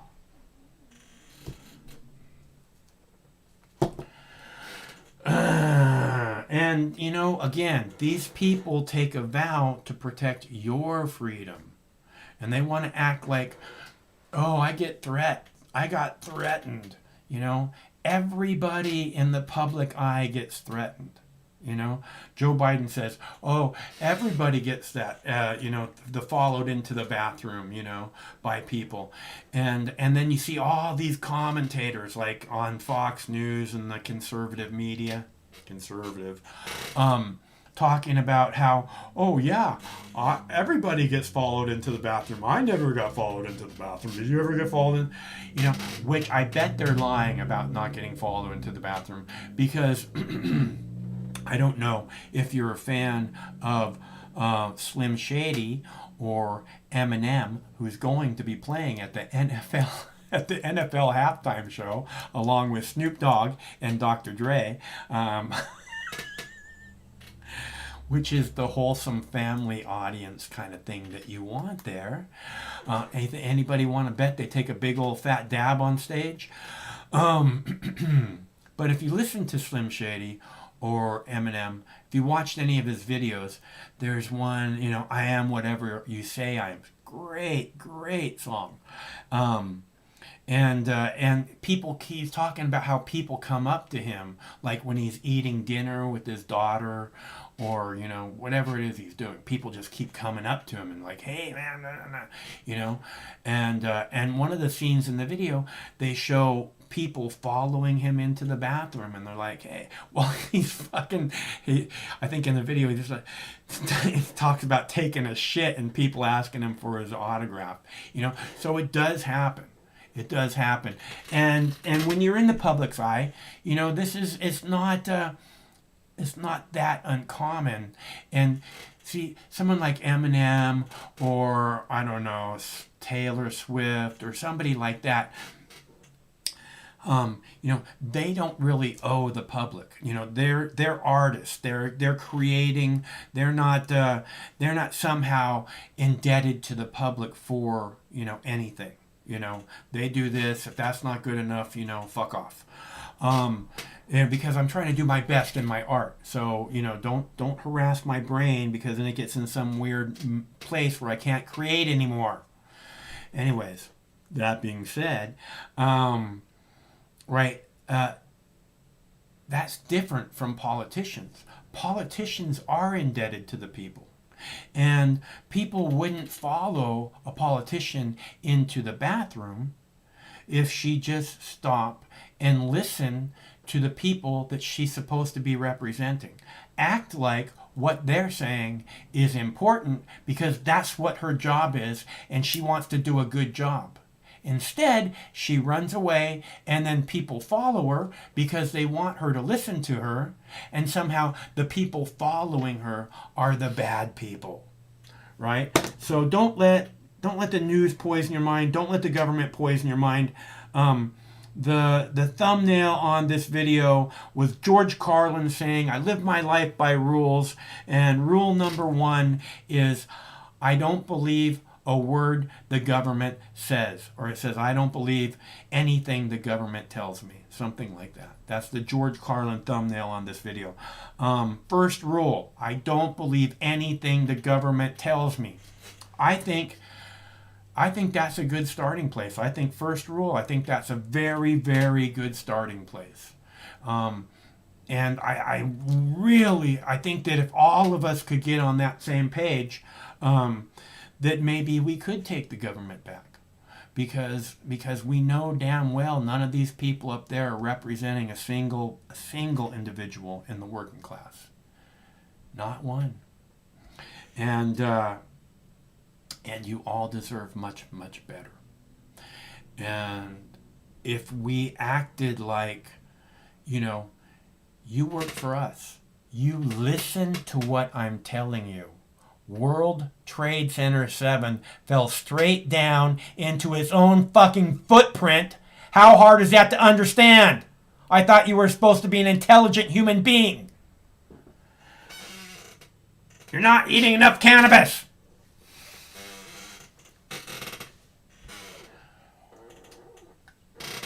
Where shall we go from here? I know, let's play a video.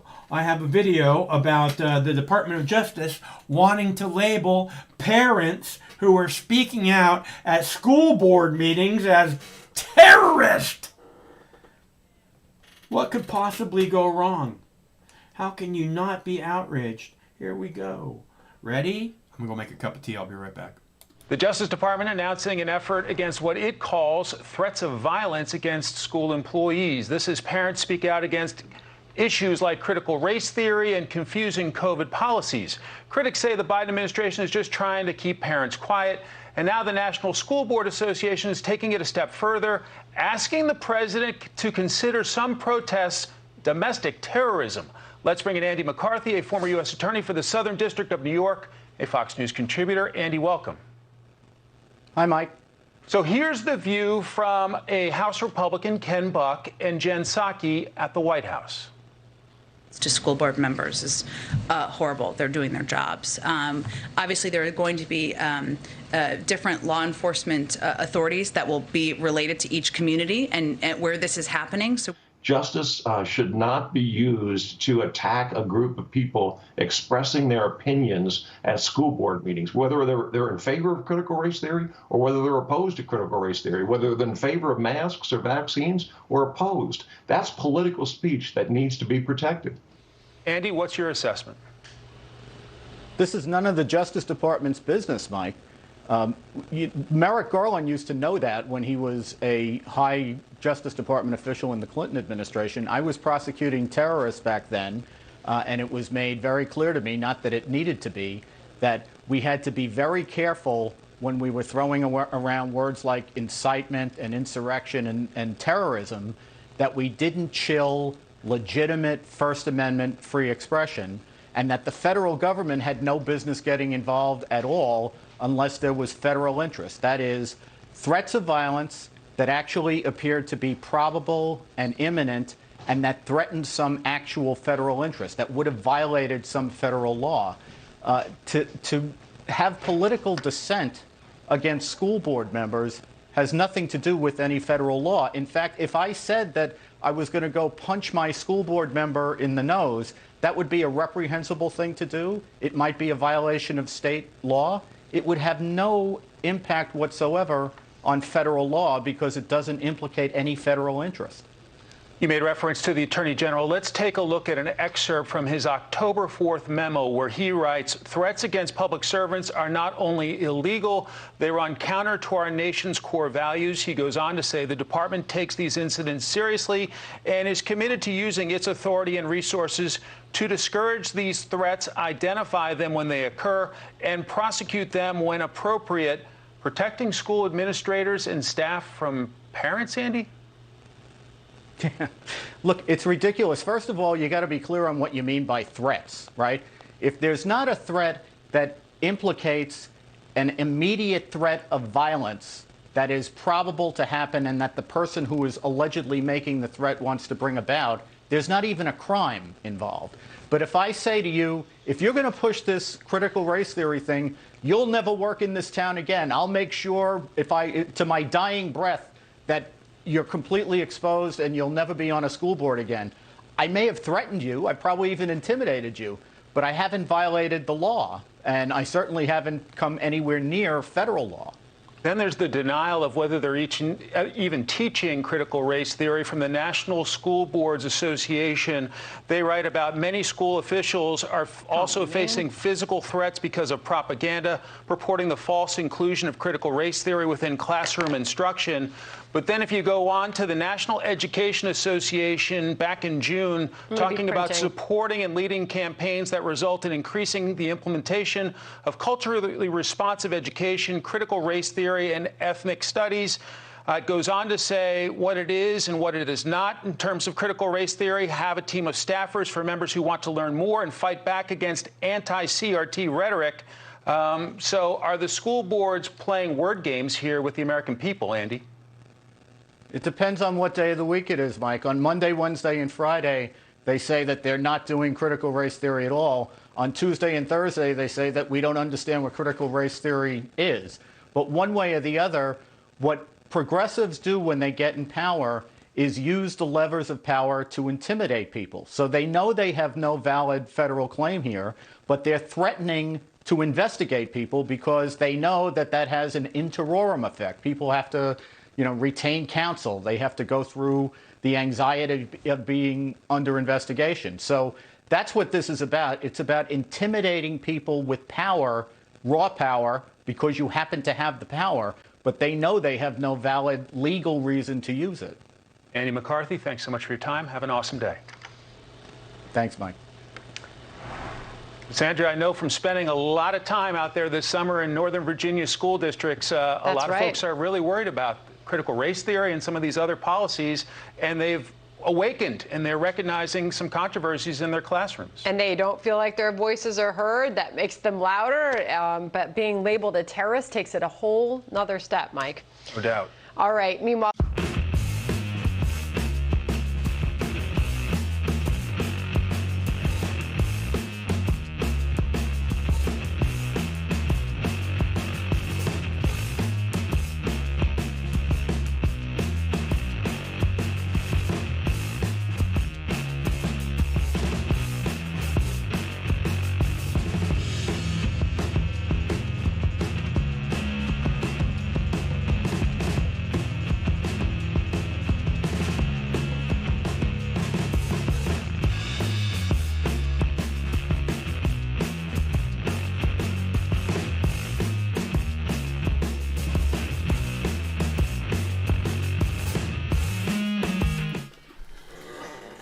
Took a minute to get that tea made. All right, so where were we? Right, okay. I do have a video about harassing politicians also, and that will be coming up in a little bit. But I think that this thing, again, I think this word terrorist, it's not about... It's not something that should be thrown around. Again, in the Bush era and the Obama era, they would label people terrorists and they would disappear. Now I don't know about the Trump, I don't know about Biden.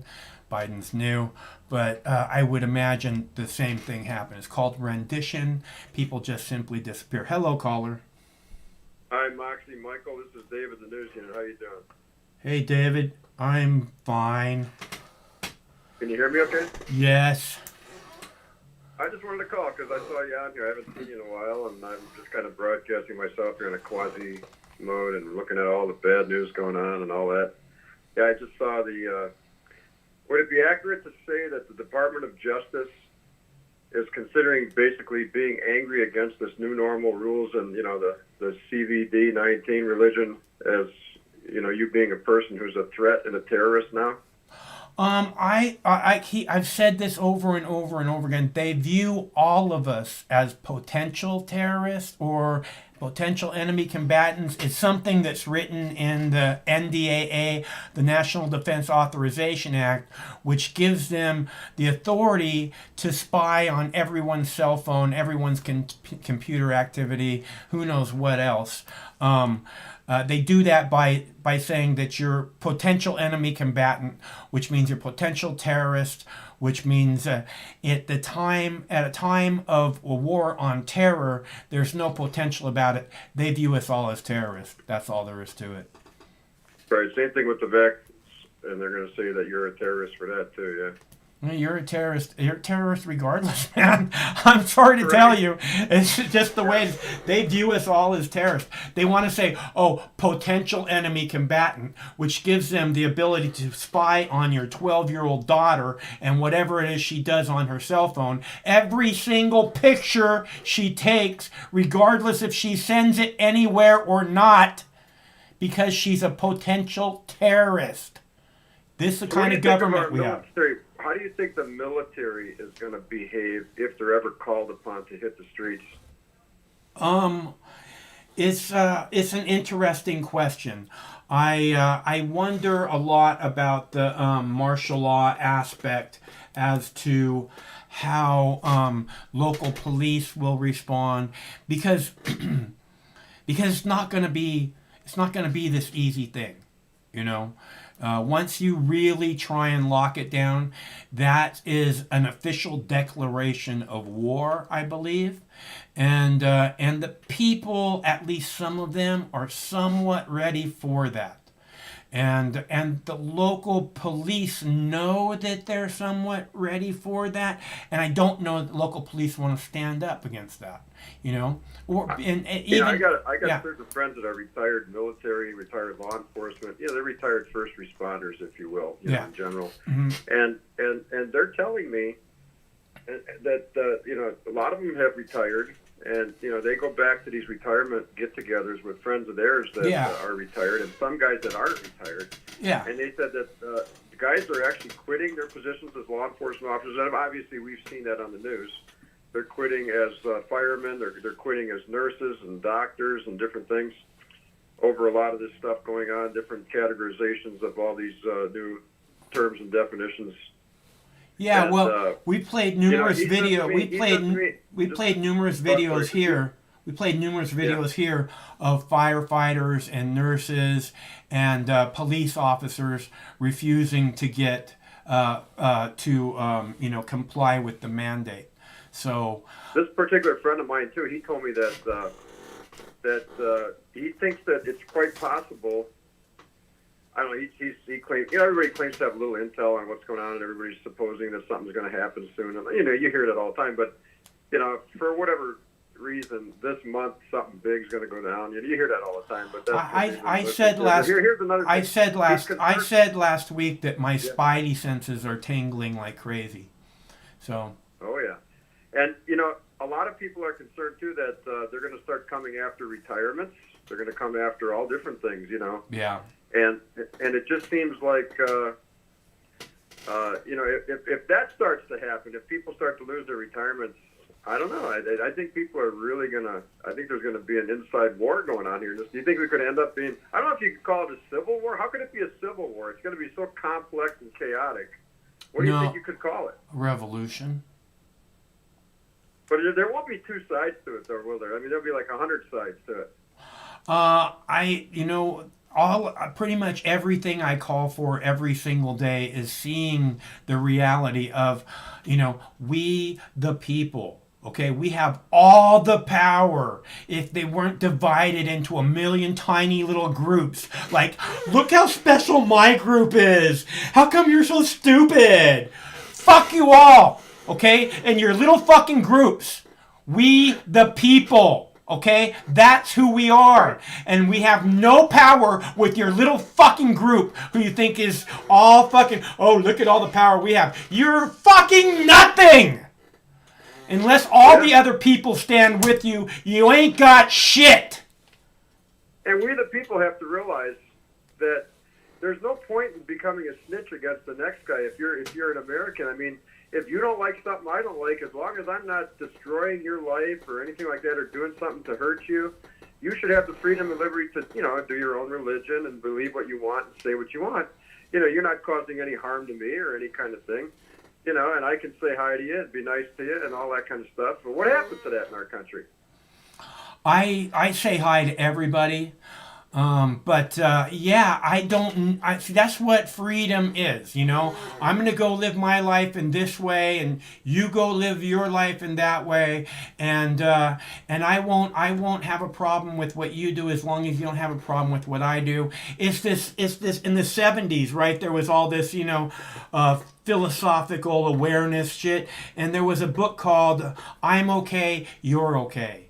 And it meant, you live your life the way you see fit. I'll live my life the way I see fit. And I won't judge you and you don't judge me. I'm okay, you're okay. Right? And that's the way it's meant to be. But that's not how it is. They have us so fucking divided. you know, if you fucking breathe on me, I'm gonna die. You know, that's how I think Christians. Yeah. And I'm a Christian, and I'm saying this as a Christian. You know, and there's so many different, obviously, sects of Christianity. You know that, but I think Christians have caused a lot of problems in general because, you know, they're so hateful toward anyone else that doesn't agree with it. They keep splitting churches. You know, if you don't agree with this little verse of scripture over here, you're an asshole, a heretic, and, you know, you ought to go to hell. And then they start to group up over there. These people have caused a lot of division in and of itself, and now they're the ones that tried to get behind Trump for a while there with that, what I call the Trump mega church. Remember, we talked about that and all their prophecies and everything. And that didn't turn out too well because Trump didn't win the election, although he might have, you know, actually, but I don't know all the details completely. You know, we keep hearing all the sides to that story. But the point is that I think Christians have caused a lot of contention, chaos, every evil work around, even more so than the atheists, agnostics, Buddhists, and all the Hindus and all the rest of them. You know, I find that I even get along with Satanists better than Christians, to tell you the honest truth. It's the strangest thing. Well, I think religion generally is not a good thing for humans. I think that see, the way I perceive God is God made us to be free. God gave us the ability to do anything we can imagine on this planet, more or less. And it appears to me that all religions are about limiting that freedom. And that doesn't seem very God-oriented to me. So I think... It does seem like a lot of these Christians, I'm just using it as an example because I've been, you know, acquainted with a lot of churches, that they do try to... in fact, there's actually a verse of scripture in the Bible that talks about they proclaim liberty, but they themselves are the servants of corruption. So they really want to bring you into bondage like a sheeple to their little group all the time. They want Right. They're like tyrants. Yeah. I don't think religion is good for people. I think, you know, you want to think it's good, just like you want to think government is good, just like you want to think the police are good. But I don't see it that way, unfortunately. I want a government I can believe in. I want police I can believe in. I want religion, not so much that I can believe in, but that's not fleecing the people as if they are sheep. You know, I see us given this freedom. And somehow, you know, all these people want to take it away. The politicians, the police, the medical industrial complex, the military industrial complex, the religions, you know. It's like I said, God gave us this freedom. That's what the founding fathers recognized. We recognize these truths to be self-evident. They weren't giving us the freedom. They were recognizing that that's who humans are. You have this ability. And if humans were created, God gave us that ability to be free, to be what we want to be. And it seems to me all religions try and take that freedom away from you. I think that's what we got going on now. We got religions that are seeping into the government more than they were originally intended to, and the whole framework of the Constitution has been destroyed little by little with the lawmakers. Well, I think a lot of people perceive Republicans and Democrats very much like religions. I agree. Yeah, I agree with that. Interesting show. Are you going to play some more news clips? I really love your show. I'm enjoying watching you. I have another video about harassing politicians, which I highly recommend. Cool. I wish I would have tuned in a little earlier. You've been on for over an hour already, weren't you? Or no, how long have you been on? We start every night, Monday through Friday at 7 p.m. Pacific time. So okay, tune in. All right, Moxie. Good to talk to you, man. I just thought I'd give you a call and say a few things and yeah. No, it's good to hear from you. You should call more often, man. Absolutely, man. You have a good night. Okay, you too. Thanks. Bye-bye. Okay, so let's see. Yeah, I think religion. See, this is the problem. I've talked about this over and over again. All the pillars of our community are full of shit, right? We're supposed to have the foundation of what, you know, all of our existence is on these pillars. You know, these pillars that give us strength to build a foundation which we can go forward and make good lives for ourselves. And the pillars that we built our foundation on are now completely full of fucking shit. And the foundation is sinking ever more deeper into shit. And And it's our responsibility to clean up the shit. Otherwise, we leave it for the people who came behind us, or the people who came behind them, and eventually it's not going to be possible. You just drowned in the shit.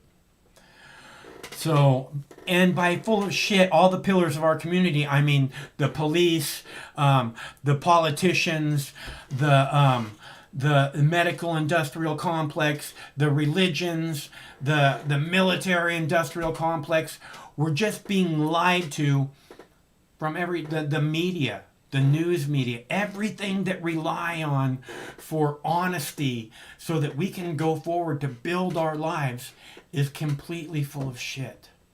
So how can we go forward to build our lives? How can our children, I don't have any children, how can our children go forward to build their futures if all of the pillars of our communities are full of shit? You know? And it doesn't have to be that way. The only reason that it is that way is because they have us all divided.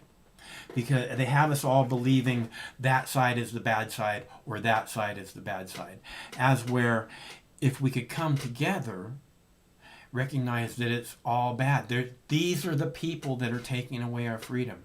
These are the people that are full of shit. These are the people that are filling our communities with shit. Because they have zero respect for us. And in such a way, we should have zero respect for them. And I do mean zero. They work for us. We pay their wages. If they're going to walk away from us and try and hide in a bathroom, you feel free to go right up and walk in and follow them into the bathroom. Because once they get in that little stall, they're going to kind of have to listen to you, huh? Unless they they're going to kind of have to hear what you're saying.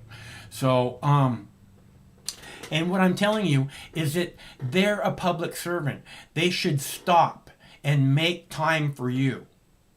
You know, say, well, what is it that, you know, you want to say?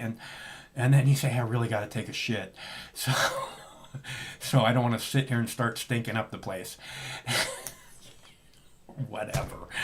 But you don't just run away from the people like somehow you're in the Batmobile and you're going to get away from these people who you represent. The people who you're supposed to be listening to.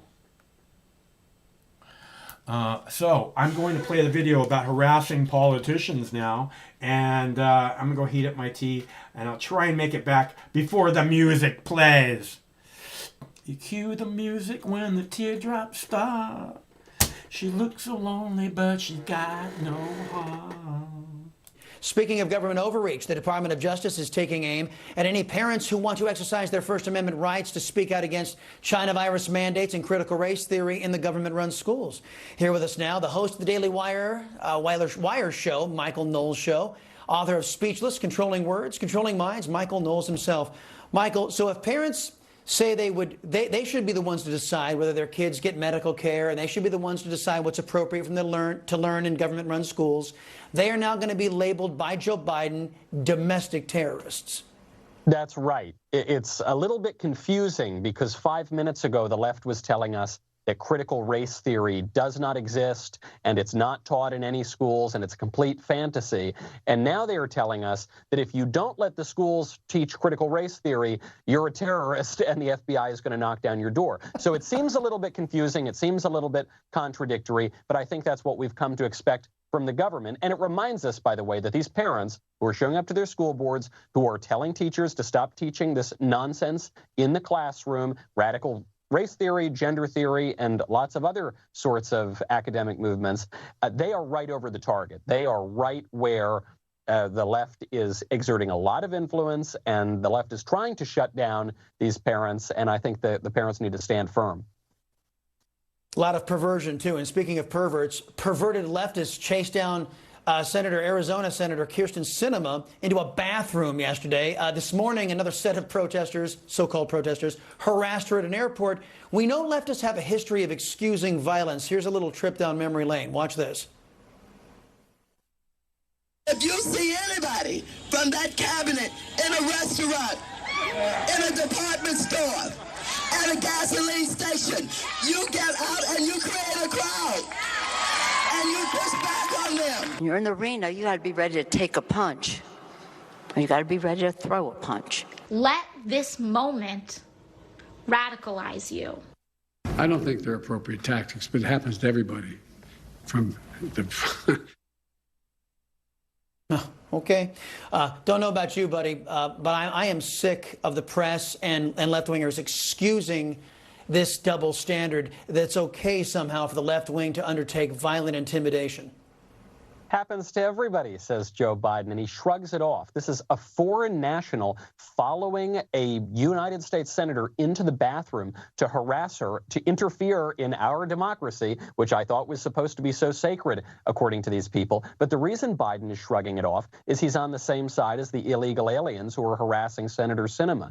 It's a good cop, bad cop routine right here. You've got the good cops of the Democrats in the Senate and in the White House saying, look, vote for our legislation, just give us what we want. And then you've got the bad cops that they send out into the streets and into the airplanes and apparently even into the bathrooms at a taxpayer-funded university, I might add. And these illegal aliens, by the way, who are the pawns here of the Democratic Party and the left, they are fearless. They have no fear that they're going to be deported for the crimes that they are currently committing, and they're right not to fear it. They won't be deported. This is an absolute disgrace. It makes a mockery of our system of justice, makes a mockery of our vaunted democracy, and it shows you how corrupt our system of government has become.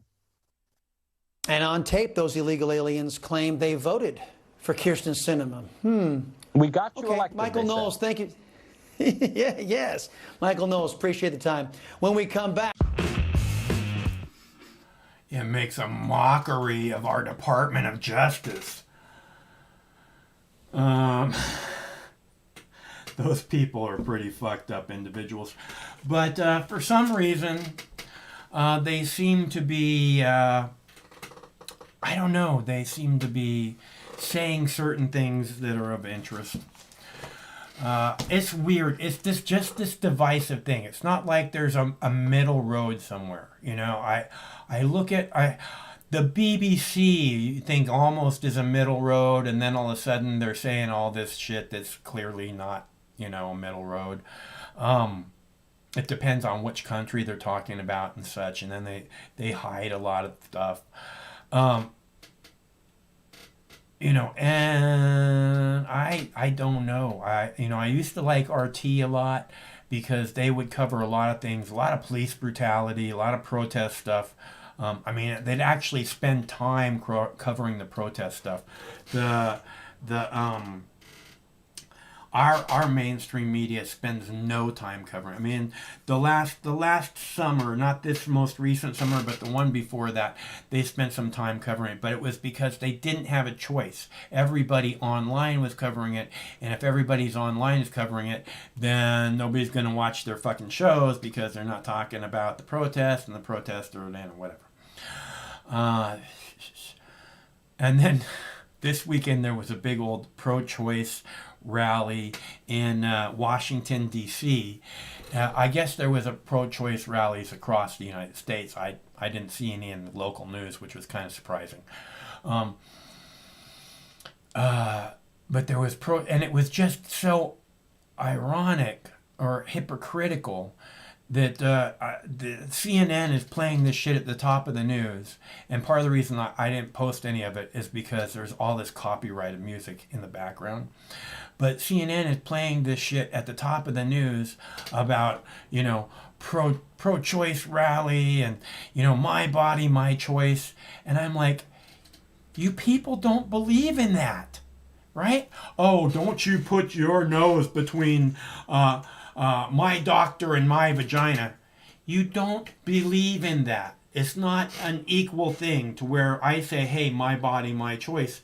You don't think I have that right. CNN doesn't think I have that right. Mainstream media, everybody doesn't think I have the right to say my body, my choice. And I said the same thing about cannabis forever, you know, and mushrooms and whatever else. It's your body. You know what works for you.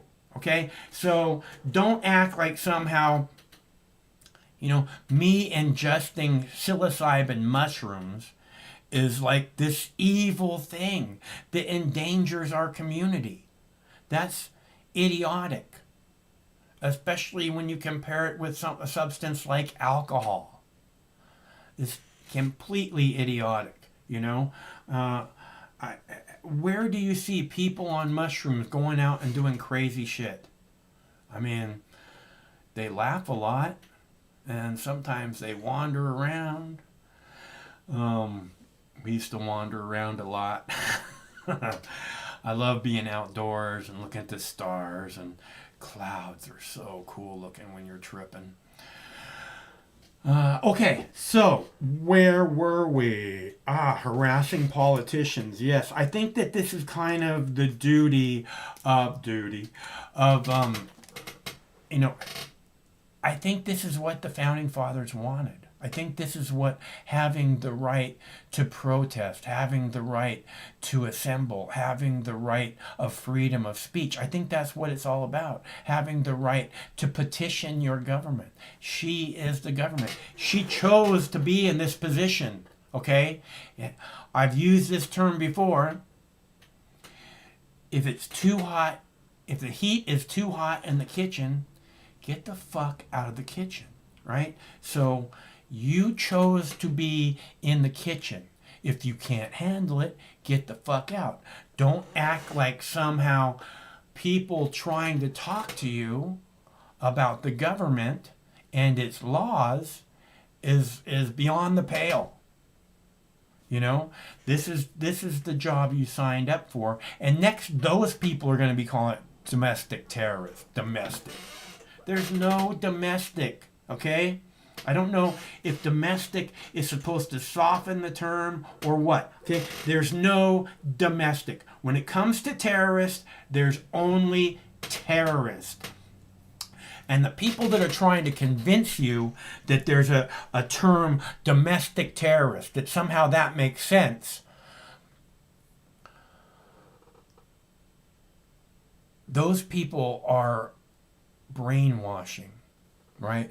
They're trying to get you programmed into believing that there's different levels of terrorism, and this is what I keep talking about, right? They want to call the people on January 6th domestic terrorists because they're not real terrorists, they're domestic terrorists. I mean, they didn't blow anything up.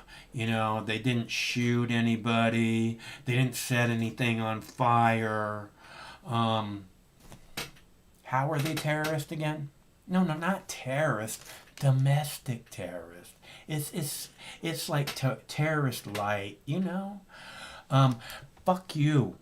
Okay? That word is dangerous. It should not be thrown around as if somehow, there's different levels of terrorist. There is not different levels of terrorists. There are people who blow shit up. There are people who set shit on fire. There's people who shoot up crowds. Those are terrorists. Okay? People going into the people's house are not terrorists. People, protesting at a city council meeting are not terrorists. They're parents doing their best to try and protect their children. And you want to label them domestic terrorists. Again, terrorist light. You see what I'm saying? It's like they're not terrorists. They're domestic terrorists. Terrorist light. There is no such thing as domestic terrorists. Do not let them poison your brain. Take control of it. There is only terrorists, okay? At a time of a war on terror, which is where we're at right now in this very moment. We are in a war on terror. Every politician can tell you that, okay? Right now, in this moment. So there's no domestic terrorist. There's just terrorist. And in the NDAA, where it classifies every single person within our borders as potential enemy combatants. Number one, during a war on terror, there is no potential. If they think you might be, you are. Okay? And there's no enemy combatants. There's terrorists. They see you as potential terrorist. In the time of war on terror, there's no potential, which means they see you as terrorist. This is the country we live in. And it doesn't matter if you're Republican or if you're Democrat or if you're whatever little tiny group that you split yourself into. Couldn't matter less. You're all terrorist. Okay? So figure out who the real threat to each and every one of your freedom is. Because it ain't China, it ain't Russia, and it ain't fucking Iran. And all of those things are complete and utter distractions from what the truth is. And you all know what the truth is. Hello, caller. Hey, Mike, how are you tonight? Okay. Okay. Very good. I'm going to assume that means you're doing well because you've had so many good callers tonight. Okay. All right. You were just talking about terrorism and detention. I think maybe with the last caller, indefinite detention or something like that. The word. Yeah. I just wanted that when I think of that language with the National Defense Authorization Act and the word indefinite detention, my brain goes back to 2012. That's when Barack Obama was president. And that's when in December of 2012, he put this new kind of language in the National Defense Authorization Act that defined potential political demonstrators or people who show support for groups as being terrorist. And that was the National Defense Authorization Act of 2012, Section 1021B2. And the reason I know that is because at the time this was happening, every week I was reading Chris Hedges' commentary, his essays that he writes every week. And he sued President Obama with Daniel Ellsberg, the person who released the Pentagon Papers, and Noam Chomsky, the professor, a political philosophy professor from MIT, and a handful of other people. They sued the president, and a U.S. district judge accepted all of the challenges that were presented. Within 12 hours of her agreeing with the people who filed the lawsuit, it was overturned and put in suspension, and then was overturned by a circuit court, which are 3 judges who sit and oversee the rulings of federal district courts. So that was immediately, even though the lawsuit that challenged the reason why the lawsuit was thrown out, they said, is because these plaintiffs, Noam Chomsky, Daniel Ellsberg, Chris Hedges, they couldn't argue that they had been harmed by the NDAA because they actually had not been detained and put in Guantanamo. Therefore, they couldn't claim that they were personally harmed by the language. So that's one of the reasons why it was thrown out.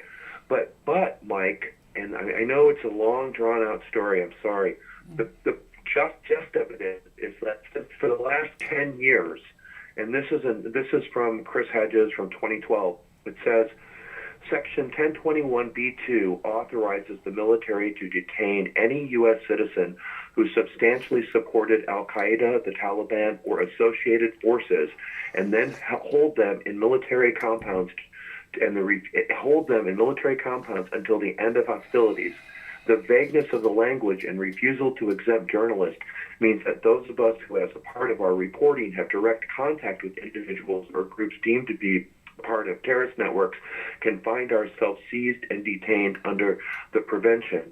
And then he goes down and he talks about the judge's own language in the ruling. And she said in her ruling, how about a YouTube video? Where is the line between what the government would consider journalistic reporting and propaganda? Who will make such determinations? Will there be an office established to read articles, watch videos, and evaluate speeches in order to make judgments along a spectrum of where the support is modest or substantial in terms of defining who the fuck the terrorist is, right? And it does not encourage other people. His phone dropped. You can see my hands are here. The phone's over there. Over there. I didn't do it. Wasn't me. But yeah, this is what I keep talking about. Right? The NDAA specifically says, you're all terrorists. You're all fucking terrorists. Some of the language may say potential enemy combatants. There's no potential in a time of war. And there's not enemy combatants. There's fucking terrorists. Okay? Hello? Hi, Mike. I think I lost you, or we lost each other. Uh-huh. Your phone dropped or whatever. So, yeah, the call dropped. So, anyway, 10 years ago, the President, Obama, a Democrat, passed this legislation that said people can be detained and they can be called terrorists before they ever do anything. It's called preventative detention. And that they can be detained before they do anything for an indefinite period of time, and that their loved ones and people in the community do not have to be informed about what the fuck is going on. That became law in 2012, and it's been the law for the last 10 years. Right. Nobody really pays very much attention to it. That's but what I said. Is the law. That's what I said earlier, is they just disappear you. Nobody knows where you're at. They just disappear you. And I still have contacts with people in the peace and social justice community, anti-war community, and other communities, Mike. And I am convinced that the FBI and state law enforcement and federal law enforcement, maybe even other, entities like in the state of Israel, have infiltrated these groups and have made them ineffective. So when anybody really wants to express their opinion, it's great if you have an opinion and you sign a petition and you have a YouTube channel and you say what you got to say. That's all cool. But when you actually put an ad out and say, I want to meet with other people who agree with me in my community, I want to talk about the war machine, I want to talk about this or that, and organize resistance, at that moment, all of those groups, Mike, are infiltrated, and they become disruptive. So they'll just be disruptive. They'll fuck up people's lives. They'll give them random misdemeanors for no reason. They'll monitor all of their communications. They'll intimidate them. These are local organizers. Yeah, so, I know what you're saying. So this idea, and that was true with like when they occupied the park in Seattle last year, the anarchists, same shit. What I'm getting at is for the idea of like we can actually get together and create change. I'm really skeptical, Mike, of that. Like, you can't even organize with people in your own community, right, without it being infiltrated with physical cops and all of your stuff being monitored. And they can take you to jail before you even plan a demonstration. Yeah. No, I talk about this all the time, and this is what we saw, with the January 6th thing again, I don't know. It's just it's out of control, and I don't know if the people can come together either. And it's not so much because the government can hurt us as that, because governments have been able to do that to people forever, and people still manage to come together. It's more a matter of the brainwashing that somehow we're the other side is the bad side. That's really what keeps us from coming together. So I still live in the same community as like my professors from college, right? People who taught me 20 years ago are still active in my community. I'm aware of them and things like that, right?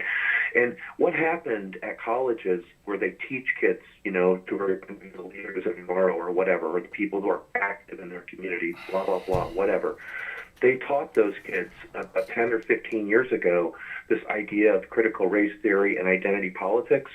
So this divisiveness started in the academy. before then, before Occupy Wall Street and the anti-globalization movements of the 1999 and 2000, that activity just got shut down. And then kids at colleges and universities and in high schools even now are just being taught that they have to think about their own identity. Who am I? What race, what group, what tribe am I? And who are you? What tribe and race and group are you? All of that is great because it makes people not think about who are the owners and who are those who are exploited. They make it divide people, black and white people who are poor, from the people who have power. And it's a huge distraction when people spend all of their education and their time when they talk with people just talking about how black I am, how Hispanic I am, how my white identity has fucking meaning. All of that is irrelevant, because if you want to change the system, you identify who has the power and you take it away from them. It's that simple. All these other discussions are a distraction, Mike. I said that over and over again. Look, it doesn't matter how you divide the people down. I mean, you can, and that's the real problem, is you're choosing to divide yourselves. There's a lot of programming that goes along with it, but you want to be divided into this little group where you're special or something. I don't know, but all it is this brainwashing that somehow you're separate from the rest of us, and it's just not true. That's what keeps us from owning our government. That's what keeps us from having all the power, is that you believe that you're in this little separate group that's special. I gotta go, Chris. Yeah, and I'll let you go, Mike. Thanks for letting me chat with you and for listening, and I'll talk with you another night. Thank you. Okay, thanks for calling. I'll talk to you soon, I hope. Mm-hmm. Yeah, peace. Good night. Again, what Chris was saying is really important about the NDAA. This is the kind of thing that I bring up all the time.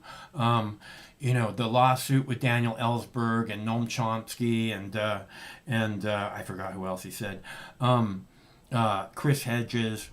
These are very critical thinking people, and they were first to lead in and say, hey, this isn't right.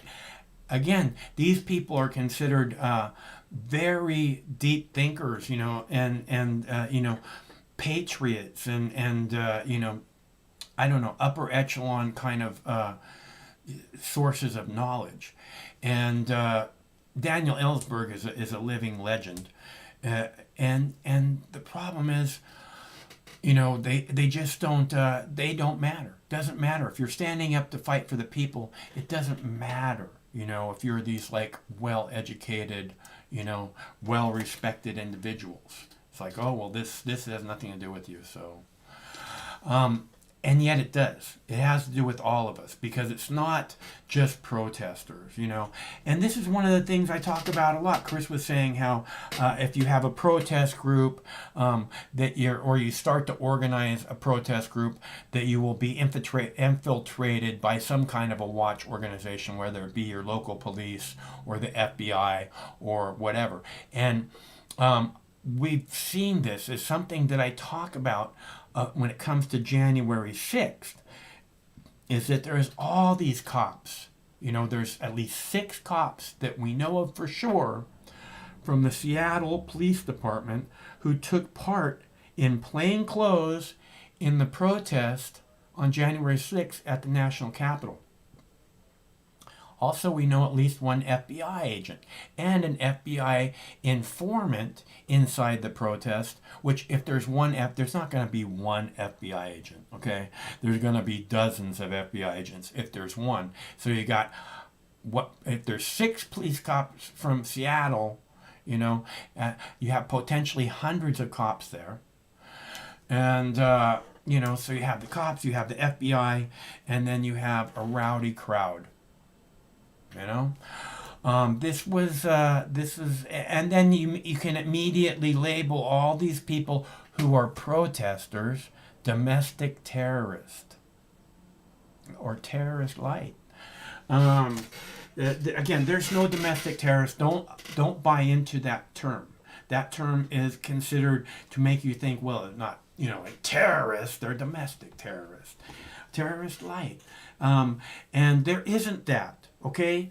If someone is a terrorist, they are a terrorist. And that word needs to be reserved for people who blow shit up, basically, okay? That should be, if you go and you blow shit up or you plot to blow shit up, you're a terrorist.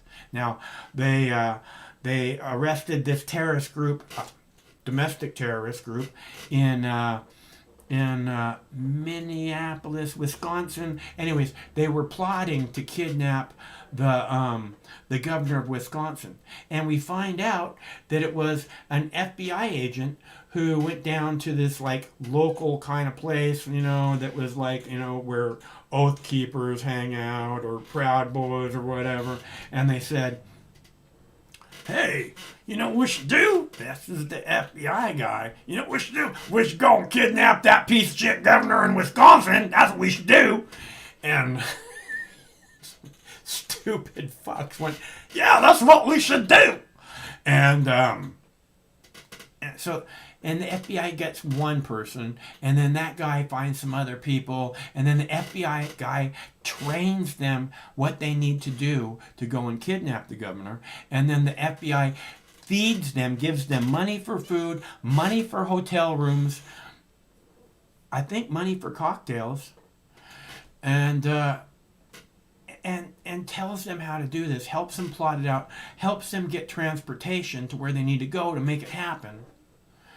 And then those people are called domestic terrorists, when apparently it's the FBI that are the domestic terrorists. The thing is, again, there is no terrorist, there is no terrorist light, there's just terrorist. The thing is that those people weren't terrorists, they're kidnappers, right? They went to go and kidnap someone. They didn't go there to burn down the Capitol, blow up the Capitol. They went there to kidnap someone. They're kidnappers, not terrorists. Hello, caller. Hey, Mox, how's it going, man? This is Dave from New York. Hey, Dave, what's going on? Yeah, you're right on, dude. Look, the terrorist thing we can't let that get out of hand. You got to keep these people in check with their little words and labels. I'm pretty sure that term was started by monarchs because they looked out, they're trying to rule over people, and they said, oh, we're having trouble labeling these people, so we'll just use this blanket term, and that allows us to go out and just, take care of whoever we want to take care of. And so it was designed from the beginning to be a blanket term.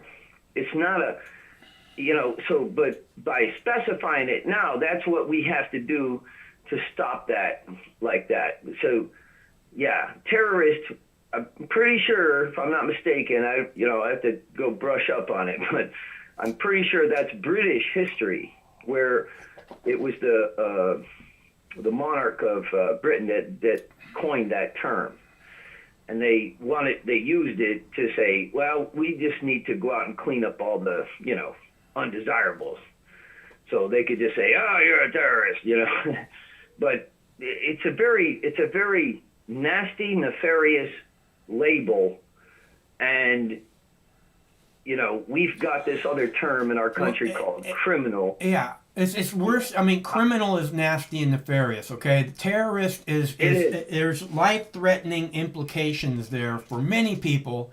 Terrorist means this person's going to hurt as many people as possible, right? And terrorist means we need to put this person away forever where they can't hurt anybody. So there's these implications to the word. It shouldn't be thrown around like, oh, these people who walked into the Capitol, they're all terrorists, fuck you. It also makes the word like lessen, like I keep saying, this terrorist light thing, it's bullshit. It's the word is meant to be incredibly powerful and very specific in its meaning, and they're making it act like it's I don't know, it's a much less powerful word than it is. It's if you examine the crimes that it's being applied to, it went from like the guy who blew up or was planting a bomb allegedly at the World Trade Center years ago. And that was the first time we heard the word domestic terrorist. And then from there, now we're I thought talking that about those were foreigners that tried to blow up the World Trade Center the first time. It might have been. Well, there was people involved that might have been living in the United States that were, might have been foreign nationals, but they were, I thought like the first time we heard the term domestic terrorist was really with the McVeigh thing, Oklahoma City. Yeah, that too. Yeah, that one. Yeah, well, that's Then he wasn't a domestic terrorist. He was a terrorist, okay? And I don't think he was a terrorist because this guy worked for the FBI or the CIA or something. He was He was a decorated veteran who went on to some higher organization, and all of a sudden he's blowing up this fucking building. Yeah, that makes sense. There's a lot of interesting veins to the McVeigh story. Yeah. There was a guy who went and dove into it, who came back, and I like to listen to people who really spend a lot of time on something and focus on it. This guy came back and said, well, this was a very interesting set of circumstances and a very interesting progression of events, where once he was in jail towards the end, and he's like, well, you can appeal to the courts, or you can do whatever. And he appealed to the court for one thing, which was, and I'm not saying it's, nefarious or false, but it was interesting in that he appealed to the court for one thing, and that was that nobody could perform an autopsy on his body after his execution. And that's just a bizarre thing for somebody to appeal to a court for in his position. I don't know. That also was involved with Merrick Garland, right? I mean, this guy who is now the AG actually handled that case. And so this whole thing is very interesting. That's an interesting thread. You just make these subtle connections where it's like, okay, now the AG who may or may not be connecting the word terrorism to, people who, illegally entered a building. There's all kinds of things going on there, but he's connected to the origin, of this into our lexicon, and it's a continuation. And I'm not down with that at all. No terror. No. Be very specific. We need to be very specific about this word, because it is a definite breach into law enforcement lexicon in the United States, for sure. It's a paramount moment in our acceptance or definition of. It's a word with deadly implications. Okay, Yes, it's a matter of life or death when you're using this word, and that's right. And it's not something to just throw around. It's not a fucking game. It's not like That's right. And the more you throw it around, the less power the word should have, and it should be an incredibly powerful word because it has incredibly powerful implications. So. That's right. Yeah. And we have a lot of history, because of the war on drugs. We have a lot of history with this already being done with lots of other words and phrases and things that they use. We have to be careful with that. And we have to keep the people who, would be leaders, we have to keep them in check about this. And I think so far, there are a lot of people who agree with us on this, and I think that they have been having a relatively, strong impact on the insertion of this word. But make no mistake, there is a battle about this, and it's important that we win it, because I think this is actually might be like a microcosm of an important battle in the lexicon of just language in our country right now, with law and application of law and how we want to do things. It is important. I do believe that. Yes, I do. It's very important, actually. Yeah, no, it's very, very important. I mean, I've talked about this from the start of the, I talked about it way before the January 6th thing, but that really set me off because I just hate when they throw around this word and it's just getting worse and worse. You're like, everybody's a fucking terrorist now, you know? And, whoop. Oh, sorry, Dave, I dumped you. I trying to pick up the subway card. It was underneath the phone cord and it dumped you. Sorry about that. Craig, you got any more callers? Okay. I guess we have another caller.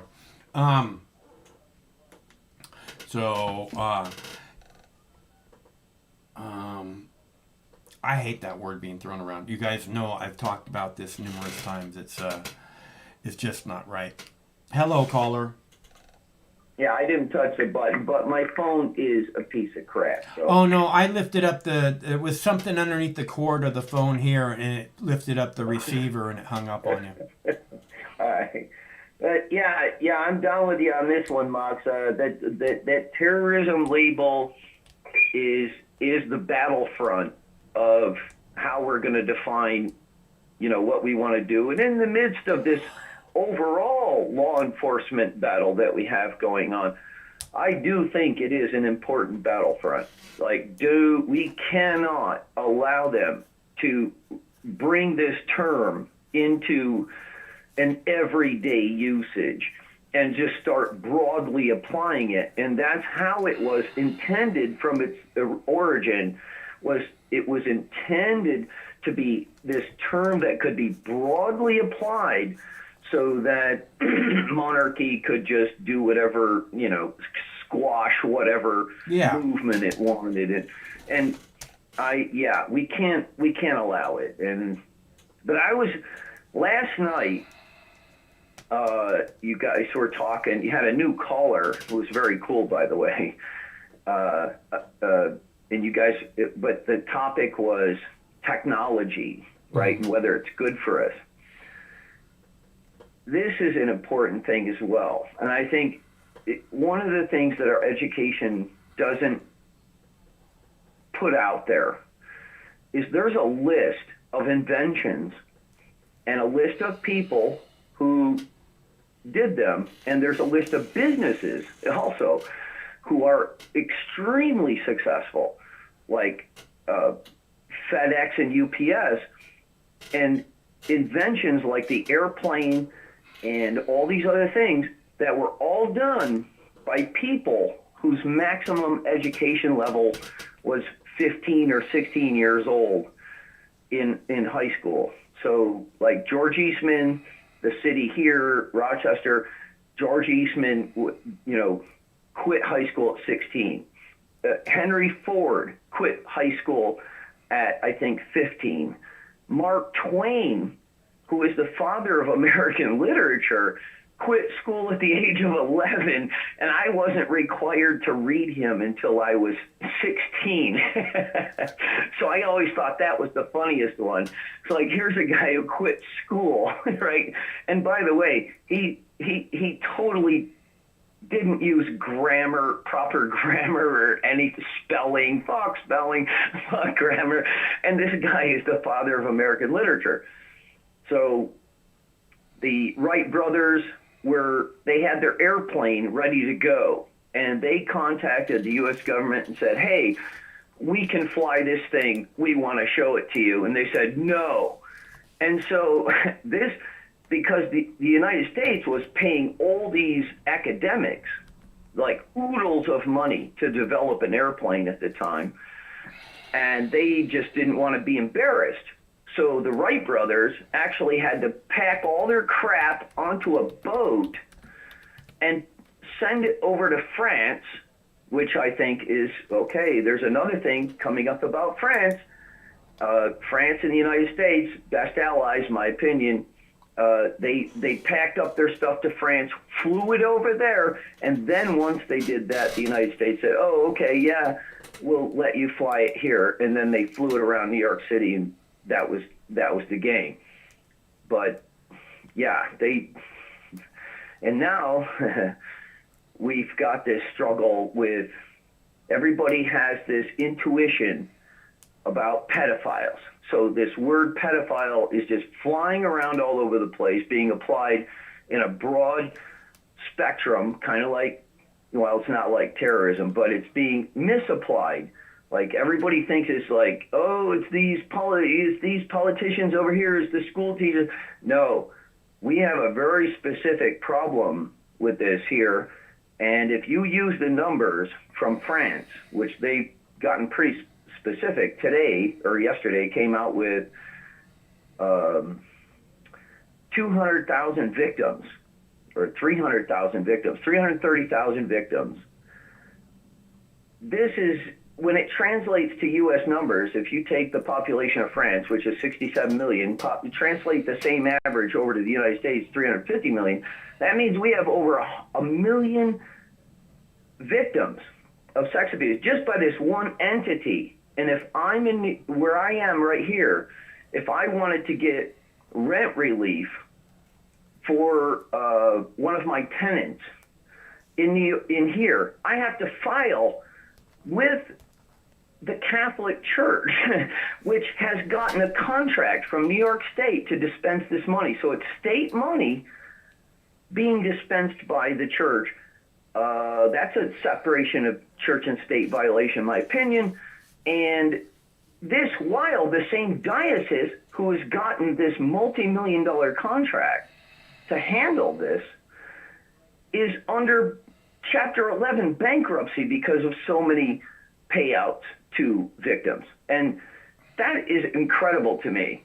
So it's like, if you have, in the United States, if you are, let's say, a spouse of somebody who is abusing a child, and you don't say anything, but you know about it, that's a Class A felony. How in the hell does an entity like this continue to get government contracts, taxpayer money, after they've had a million cases? And it's just, it's mind-boggling to me. So to me, that's a bigger, way bigger issue than any protesters or, I mean, it's important that we stop this word terrorist, but there's a bigger issue going on here where we have an entity, a foreign entity, operating under government contracts, handling money, handling immigrants. The immigrants that come in, there's only 9 entities, most of them churches, certainly the Catholics is a big one. This is the battle, the Catholics between the Protestants handling the resettlement contracts. It's massive amounts of money. That's where they make their money. If you drive by a church on Sunday, there's hardly any cars. How in the hell are they paying for all this? It's the resettlement contracts. They're getting oodles of money. So there's a lot of incentive to drive these people north. And when I traveled into Central America, I traveled there 3 times from 2008 to 2015. Definitely was looking around. There was definitely massive amounts of money being spent there to convert people and drive them north or get them on the ready so that when they were ready, you could just call, spread the word and send them north. And that's exactly what's been happening. So, hey Dave, I gotta for a minute. I gotta take a break, dude. Okay, I'll see you. Okay, I gotta have a break, you guys. I'll be right back. I want to say a couple things and then we'll do whatever. But I gotta take a break right now. I'll be right back. Hold on. Okay. All right. See you. Today, we're taking a look into the mental health impacts of young girls amid the COVID-19 pandemic. A report from the CDC shows the suicide attempt rate is up among teenage girls at an alarming rate. Paris Kane with our sister station in Arkansas shares the numbers and what parents should look out for. I knew that there was an increase in thoughts about suicide, but I did not realize how much. A startling realization for Dr. Veronica Rainey. It was very troubling. The CDC's morbidity and mortality report looked into emergency department visits for suspected suicide attempts among people 12 to 25 years old from January 2019 to May 2021. and revealed a 50.6% increase in girls aged 12 to 17 compared to 2019. Oftentimes with depression and anxiety both, there's an increase in irritability. The child and adolescent psychiatrist with UAMS says one of the biggest signs of mental health struggles among kids is a change in behavior. It may not be that they look sad or that they are wringing their hands with worry. It may be that they just are having more outbursts. Dr. Rainey says clinically they're also doing a lot more safety planning and medication management for kids. That's whenever we've got kids that are maybe not necessarily saying, I want to kill myself, but they might be saying, I just don't know that I even want to be alive. She believes social isolation and social pressures are big factors contributing to the attempts. If you notice that things just don't seem right with your child, it's okay to ask them, are you okay? Are you feeling depressed? Are you thinking about suicide? That was Paris Kane reporting. Dr. Rainey says kids often take cues from their parents, and she encourages those who are struggling with mental health to take care of themselves, too, and get help if they need it. If you or your child is struggling with mental health, there is help available. The National Suicide Prevention Lifeline is open 24 hours a day, 7 days a week at 800-273-8255. If you were under the age... Okay, so, I don't have kids. I don't know about kids. I think this is another way that we're being let down, you know? What the hell? Oh, I think this is another way that we're being let down. I think that, you know, it's not as if they really care about children in this country, you know? Dave wants to talk about the church being filled with pedophiles, you know? This isn't something new. Okay. This isn't something new. The government's known about this forever. Our government has never been about the safety of Americans. And the truth is that's not what it's supposed to be about. It's supposed to be about protecting our freedom. I've told you this again and again. You know, the people can actually take care of themselves. Hello? What's up, brother? I was just listening to... I try to jump in every once in a while. You get a couple of calls sometimes, and I just feel like some people just aren't seeing the whole picture, you know? Because when I was younger, I used to be really right-wing. Now I'm totally the opposite. So everything and that everyone has a problem is with capitalism. But people don't understand what capitalism is. We can't all be business owners. We can't all be landowners. Like, the system was built on exploitation. And people who tell themselves they've been working hard their whole lives, they've just been exploited. Because every dollar you've made, the person signing your paycheck has made $1,000 for every dollar. And, you know, that's just what people don't get. Capitalism. Yeah, and it all seems to boil down to money. The evil that's being done against the people, the working class, it all seems to boil down to money. It's like I was saying at the beginning of the show. I don't see how... Remember when Donald Trump said, you know, America is now the largest exporter of oil in the country? I don't see how that's a good thing for America. I think, you know, this is a precious resource that's obviously needed.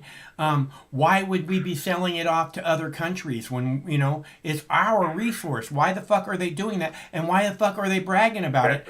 It doesn't make any sense. And who's getting that money? Yeah. Probably like a couple hundred executives. Seems very, very short-sighted. Exactly right. Just a few people are getting that money. It's just such bullshit. Yeah, exactly. And then can I touch up? So money is exactly it. That's what I was talking last time I called. That's like my third time calling since Hong Kong shit. Anyways, so money. So where does money come from? Specifically in our situation, the U.S. dollar. Now, the U.S. dollar, you have to understand exactly how it operates to understand how we will never be able to compete with the people who own the banks and that in turn own the Federal Reserve.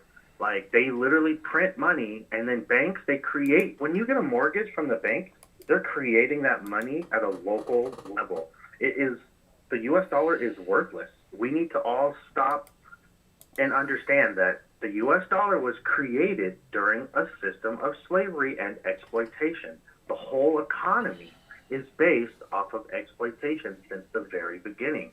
During this, when my ancestors were enslaved, work in the cotton fields, the entire world, 90% of the supply was from the United States. It revolutionized the world or the country and jump-started. Because people want to act like slavery was in other countries, not like in America. Especially in Great Britain, never had slavery in the house. They took over and colonized other lands and then like taxed them. Yeah. And, like let me point out Haiti. Haiti's a hot topic right now. Can I just explain to everyone what's up with Haiti? So Haiti was colonized by the French people, like in, I don't know, pre-World War, around World War I, right? So French owned Haiti, and they had everyone enslaved. Maybe older than World War I, actually. I think it was Washington. Yeah. Okay. So George Washington. In the time of George Washington, Haiti was owned and colonized by the French people, and they had all the people enslaved. And then the beautiful, strong people of Haiti got together and had a revolution and kicked all the French people out. They won. Embarrassing. And then the French came back later with the help of the United States, George Washington, and literally surrounded Haiti with French naval ships and set an embargo and a blockade.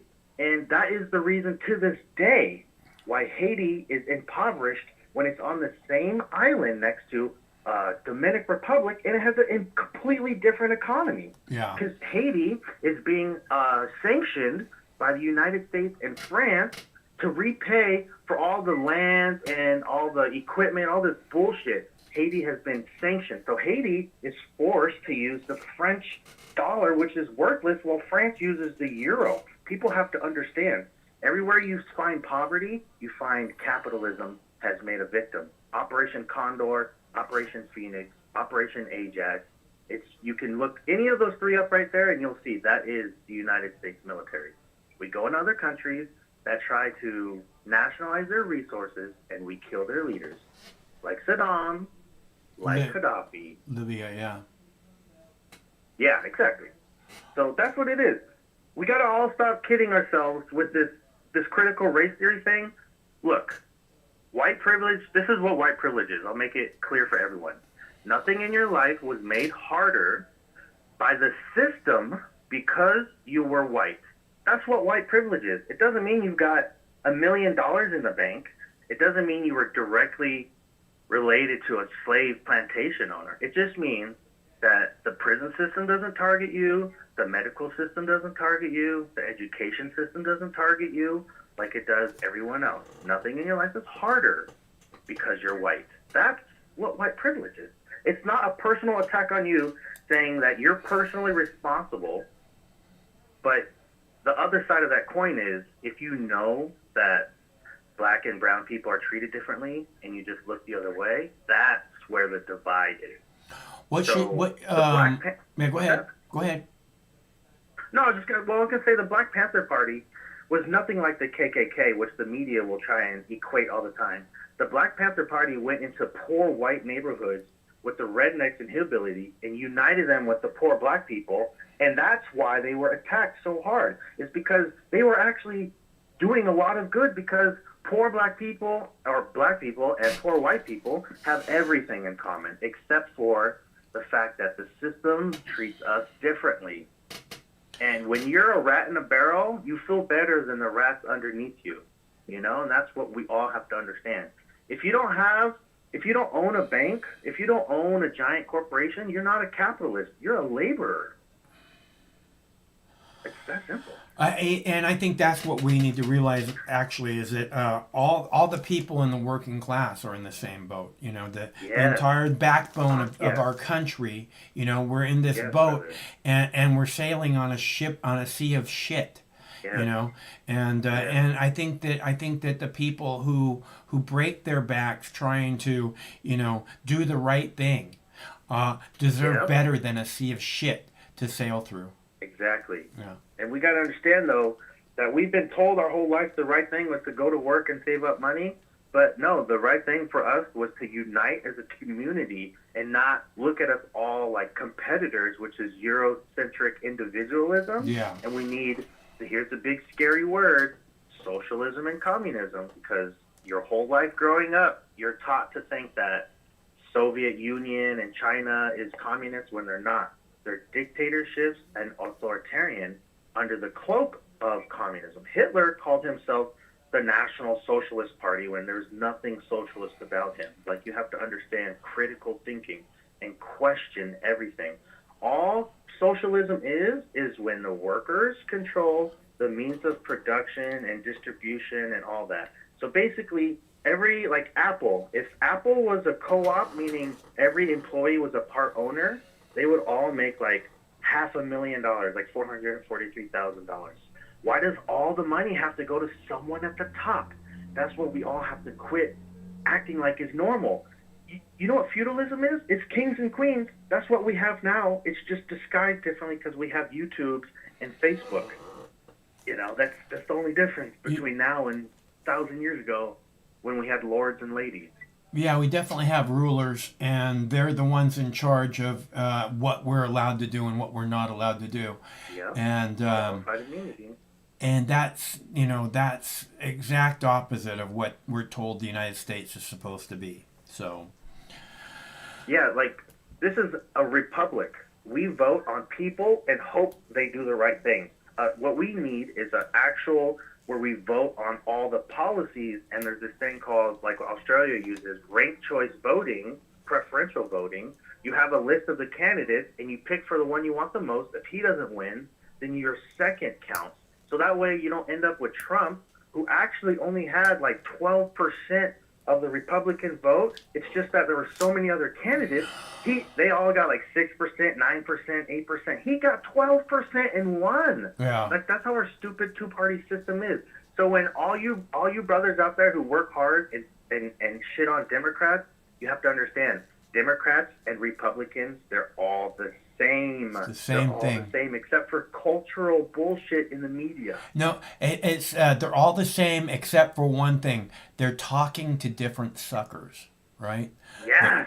Brother, yeah, that's exactly good. That's a good way to put it. Yeah, they're just talking to different suckers. I say the same thing about the news media, right? They have what they know. The Democrats, the Republicans, is that there's this audience, this built-in audience. And if they can just say the things that audience wants to hear, boom, they're in. You know, so this is what I say all the time. They're just talking to different suckers because they are the same, and they're just, it's just fucking idiotic, man. We deserve so much better. I want all these people to go to prison, and I want it to happen very soon. I think guillotines during the revolution. Well, see, the problem is with that is that then you make them into martyrs. If we send them to prison, for a lot of people, the problem is we don't want. What we want to do is we want to make an example that we put them in prison. We seize all their assets. Their families live in disgrace and destitute, and then and that makes clear that the people who come next, this is we will give you the same treatment. We will give you the same treatment. So you better fucking, play the game. You better fucking not be playing any games. Look, you're here to represent us. You're here to fucking fight to keep our freedom, not chip it away every single fucking day. And if that's your intention, that's treason to the vow that you take to protect our freedoms. And you're going to go to prison just like the people before you. Damn right, brother. No more politicians. Just vote on everything. People got to understand the blockchain, how cryptocurrency works. It's the most secure system in the planet. Can't be hacked so far. And if we vote on the blockchain where everyone could just pull out their phone and have a very... Oh, shit. Oh, no. I'm listening to the lag. I thought I lost you. So voting on the blockchain is the future. Like, pull out your phone and you do your voting. You don't have to do all this voter suppression, none of that. Yeah. Once you look at how secure the blockchain really is, you're like, fuck, it really can't be hacked because it's like a giant public ledger. And that's what makes it secure, is that you would have to hack 2 billion phones, at once. And it's just, you don't have the computing power for that. It's impossible. If Bitcoin could be hacked, all you boomers out there, Korea and Russia and Iran, they would have teamed up together and hacked the shit out of it. Are you kidding? The CIA would have hacked the shit out of it before those guys ever got close. Exactly.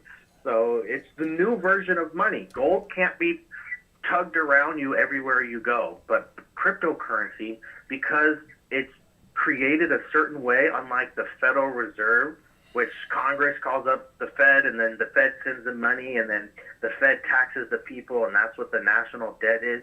So when you guys are complaining about $1,400 going to people, you are not complaining about the 1.5 trillion going to the bailout, the banks, which is your tax dollars. Yeah. That's what is like, we got to stop shitting on people because you felt like you get over this, I've worked hard my whole life. You got to get over that. You got to get over that. No, you know what? That's fine. You worked hard your whole life. You should be proud of that.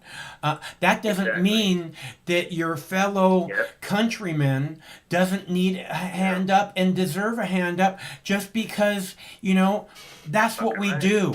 That's who we need to be. If we want to live in a better world, the way to make that happen is by being better people and helping people up that need help up. Exactly.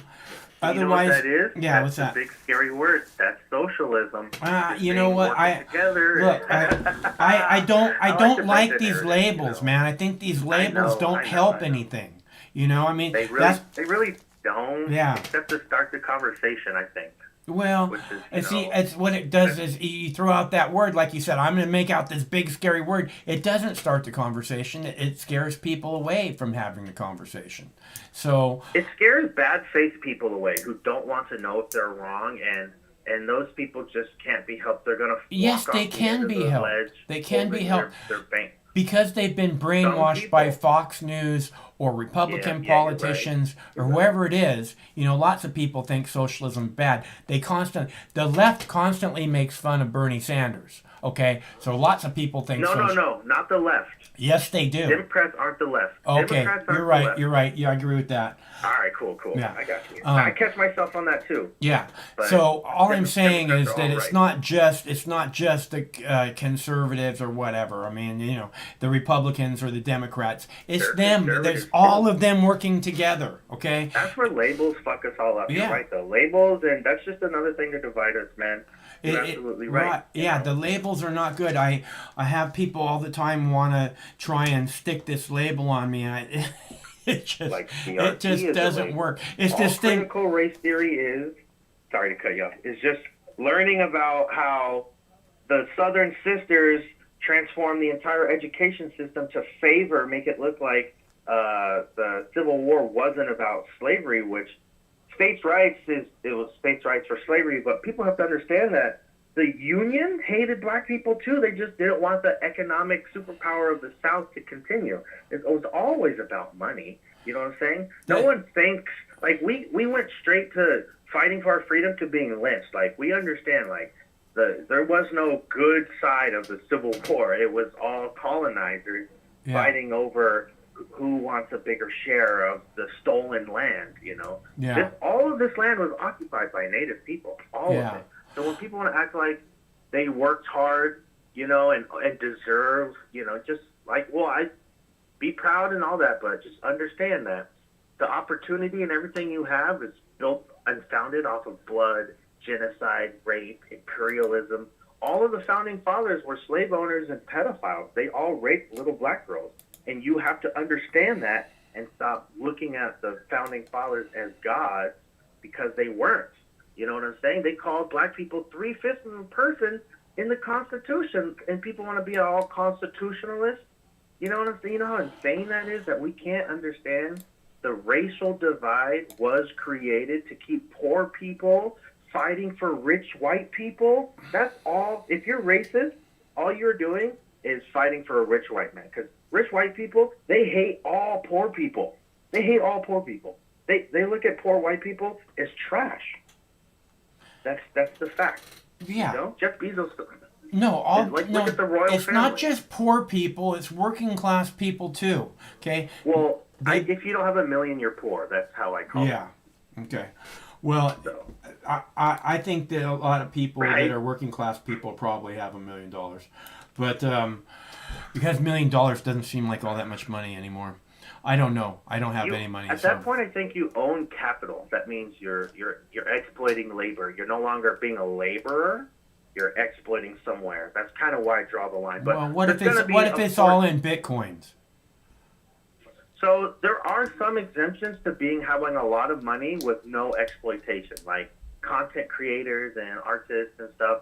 But CEOs of corporations that have minimum wage employees, that's all exploitation, and that's the majority. Yeah. And most of the rich people were born into that wealth. Don't even let them fool you. No, I with all agree. these Forbes magazines, it's bullshit. Yeah. These Jeff Bezos and Elon Musk aren't even close to the richest people.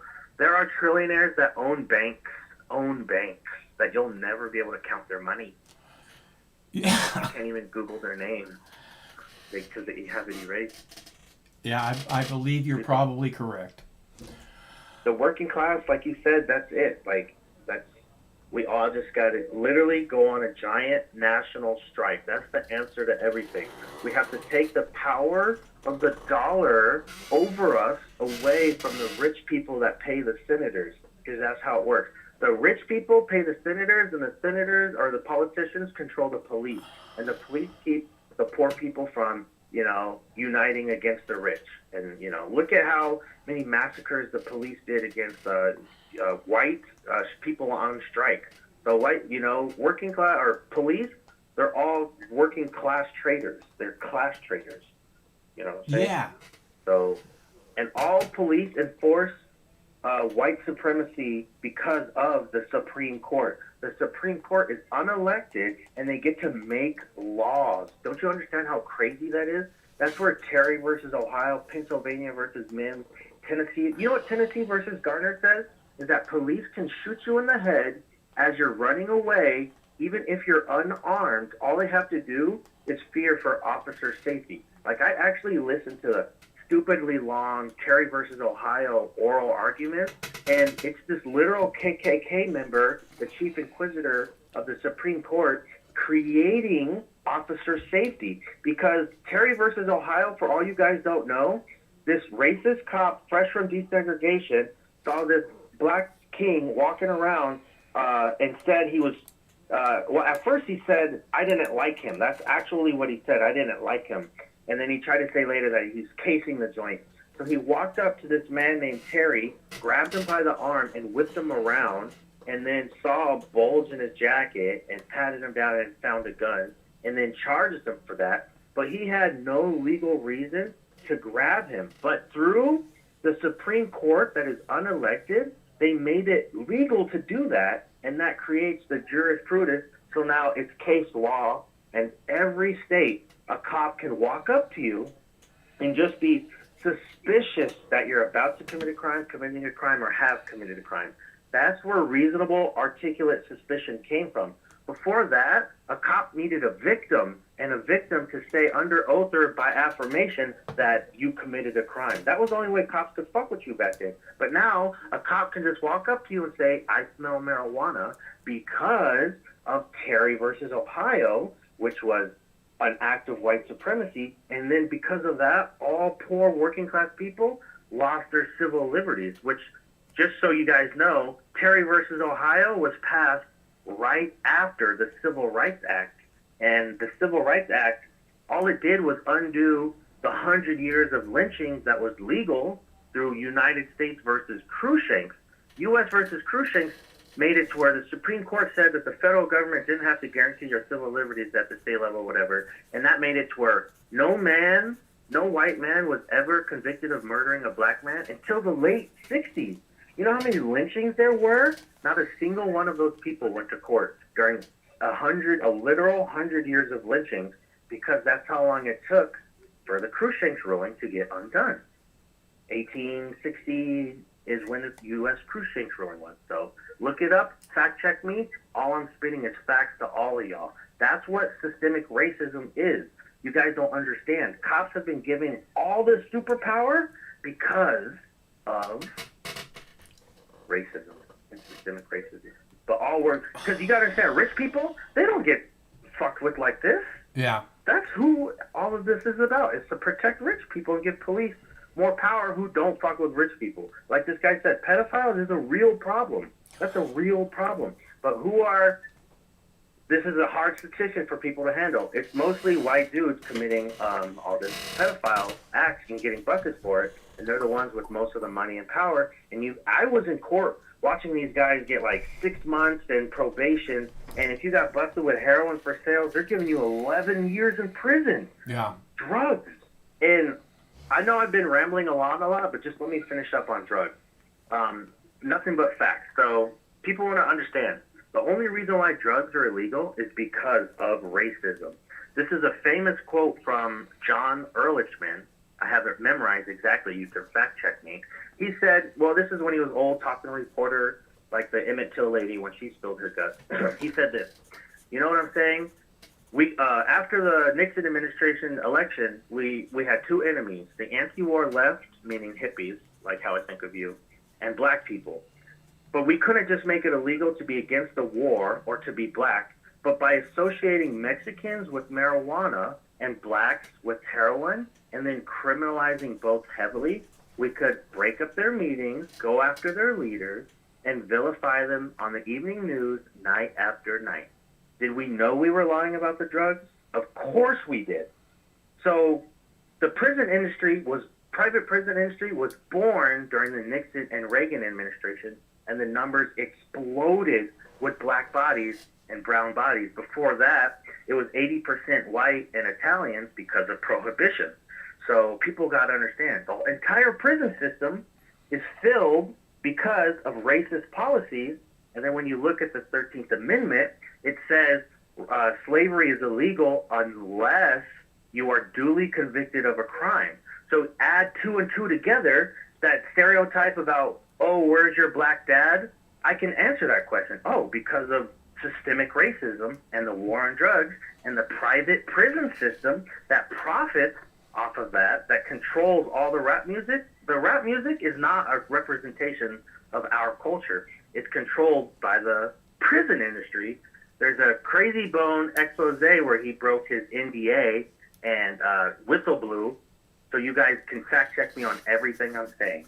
So stop feeling upset when you hear the word racism and understand what it is, and know that you're not a perpetrator of it. You're just kind of a willing contestant, because now that you know how all this stuff adds up, you can't act like black people have 17% of the wealth because we're lazy. When were we ever allowed in this economy, you know? But you were allowed to be a working class wage slave and make, you know, your $100,000 a year while your boss makes $10 million. Yeah. So that's all it is, folks.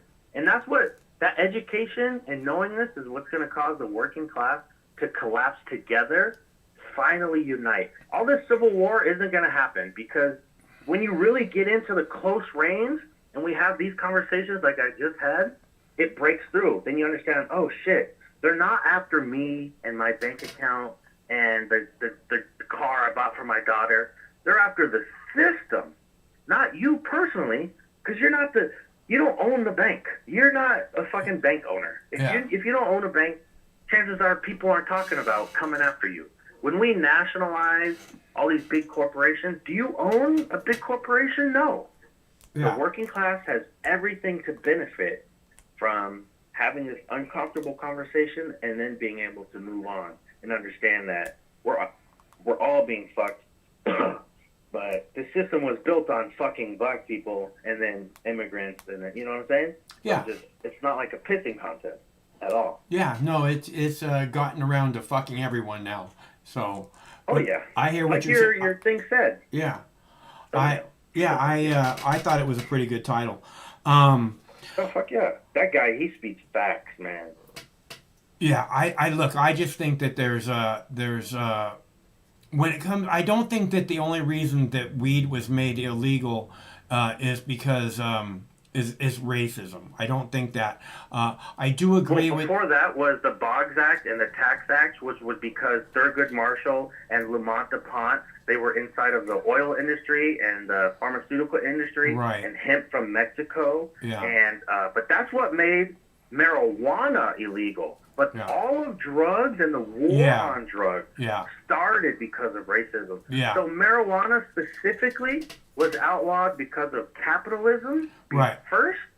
Because but it wasn't like every cop walking up to you saying, "I smell marijuana." Yeah, That's well, the war on drugs from let me get to that.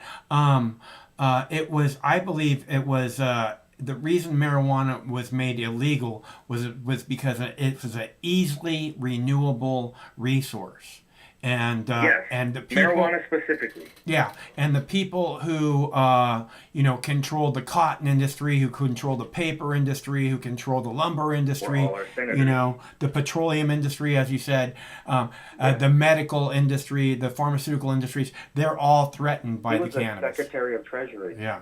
Like, he was the Secretary of Treasury. And he, owning these industries, big corporations, owning stock in them and all that, you can add two and two together.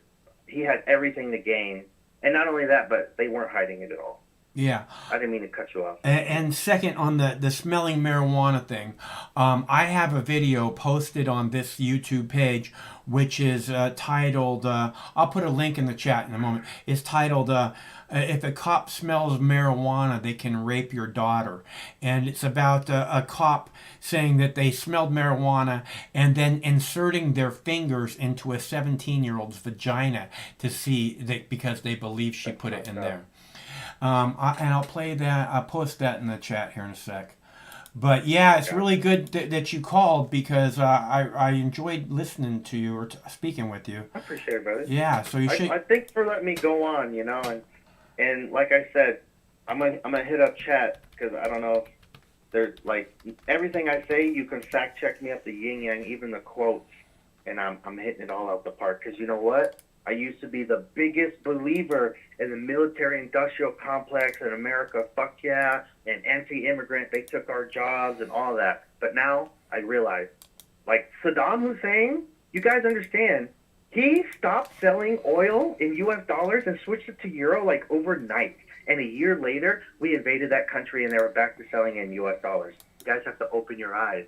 Muslims aren't bad people. Christians, we are the terrorists. We're the baddies. In Star Wars, America is the empire. Because just anyone pull out your phone and look up Operation Ajax, Operation Phoenix. You'll be like, holy shit, we supported a right-wing dictator that murdered and committed genocide? Yes, we did that like 88 times since World War II. Get over it. America is the bad guy, the government, not you individually, unless you're kind of like super... You have to understand, like, people don't understand the difference between patriotism and nationalism. And that's kind of, the media has got us divided so good, brother. But it's like a dam. Once the dam bursts, all that water pressure built up, it adds up to the damage done, Yeah. So I got to push through this narrative, I got to push through this narrative because there's a lot of stubborn people who don't want to hear about how they wouldn't be in the position they would be in if it wasn't for systemic racism. Like, and by the way, affirmative action, 50% of the benefit of affirmative action was white women. I think black people were like in the 20% of the benefit of affirmative action. People need to quit with that. And the 50% that people like to use, that's bad faith statistics because anywhere you put police, you're going to find more crime. And then you can see how many people are exonerated. Oh, what is it? Black people. So more arrests and more release charges drop because it was bullshit arrests. You know what I'm saying? And I just showed you the prison system was built to continue the enslavement of black people and brown people and poor white people. So we got to get over this and stop acting like poor people are the problem. It's the rich people. You're never going to be rich. Everyone listening, you're never going to be fucking billionaire rich. One, unless you exploit millions of people. Two, you're not born into that wealth. Jeff Bezos, his family was hella connected, gave him like $250,000 to start Amazon. Bill Gates, he went to the most elite schools growing up. His parents were like industry top people and gave him best access to shit that no one else could even possibly have access to because of his privilege. Well, you guys understand that? His father has probably the top law firm in Seattle area. So Yeah. Bill Gates' It came dad. from money. Yeah. Bill Gates' dad. When you have money, it's easy to make more money. Trust me. As a Oh, urban yeah. pharmacist, I know. Yeah. It's like Donald Trump started getting like $800,000 a year allowance at the age 3, fuck. you know? Oh, So- wow. Damn, yeah. And he's not a billionaire. He's hella in debt, and the banks keep lending him more money because if they don't, all his loans will default and he'll fail. So they've lent him so much money that they can't. It's hilarious. And all of the buildings, all those buildings with Trump name on it, he owns like 2 or 3 of them. The rest, they lease his name. He's a sellout. And you know what, though?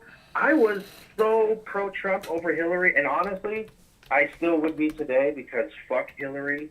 Yes, that shit's real. That Clinton kill list, that shit's real. But Trump, he was a liar. He didn't do anything he said. He wasn't anti-system. He filled with the swamp. He had, fucking Goldman Sachs executives run our country and the Koch brothers. And, that's why we can't put people in charge. We have to have the popular vote on everything. And then when we have that, we won't have shitty school systems. So that way people aren't uneducated and voting against their interests like all the poor Republicans. If you're poor and you're Republican, they got you. They tricked you. You're doing exactly what they want. You're like in the Civil War, a poor white dude fighting to keep slaves for a rich slave man. That's what you are right now. Okay, comes back to this labels thing, all right? Here's the deal. Yeah, If you identify with Democrats or Republicans, you're a fucking fool, okay? Right, but you're like singling out Republicans. So what I'm telling you... I was singling out Trump to Republicans, but I can go to Biden and all the fake, they're just as racist. We don't need to narrow it down to Trump and Biden. What we need to do is say that it's all garbage, okay? There isn't a good side, there isn't a bad side, it's all garbage, and we need to recognize that I know you're not saying there's a good side, but you're limiting down to Trump and Biden. I'm talking about the last 20 years. The last 20 years, we've been nothing but fucked by this government, and it's just getting worse and worse, and we have to recognize it is not this label or that label. It's the entire government that's against all of us, and we have to fucking come together, or else we will never be able to get a better government. So. Yep, and we got to attack the narrative talking points and break through that and realize how bullshit it is. Yeah. And I was just giving a specific segment to Republicans, but I'm just as anti-Democrat. I've already, you already know, we're not bad. I'm just saying, they're all shit. But I can tell you specifically all the talking points because I went from both sides. Yeah. So you know what I'm saying? It's easy for me. I could go to a Trump crowd and fit right in, and just in the Democrat Party, Biden crowd, and fit right in, and they're both shit. I want a third party, and that is the People's Party. That's it. Popular vote on everything. Every single policy. And no more borders. Yeah, I want a different kind of government. So I want the people just to recognize the real threat to our freedom and understand that it's only one source, and it's not Iran, it's not China, and it's not Russia. It's the only real threat to our personal freedom, to your personal freedom, is our government. That's it. All right, G. Yeah, I gotta take a break. Brother. All right, good to hear from you. Oh, Call no back Had a soon. good run. Okay, see ya. Oh yeah, brother. Appreciate it. Craig, you got any more phone callers? Okay, I need to go, and I need a break. I've reached my limit for the moment. It's really nice to hear from you, and I really enjoyed having this conversation, and I know there's so much more conversation to be had on this, and it's a big part of what this channel is all about. So as long as this channel exists, we will be having this conversation more and more, because I believe it's unbelievable. I believe it's incredibly important to all of us. And the only way we get beyond this Republican Democrat bullshit is to have the discussion and hope that it brings us more and more together. You know? All right, so, and in order to make that happen, we do this every Monday through Friday at 7 p.m. Pacific time, which means we'll be back tomorrow, same Mox time, same Mox channel, and until then, stay cool, because one of these days, this war is going to end. Stay cool till then. No matter which mouth you feed on a two-headed snake, it still shits the same turd. But lucky for you, you have Mox News. More than 10 years. More than 60,000 videos. Mox News. Hello, why is your phone all scratchy? Hello? Yes? Hello, caller. Holy shit!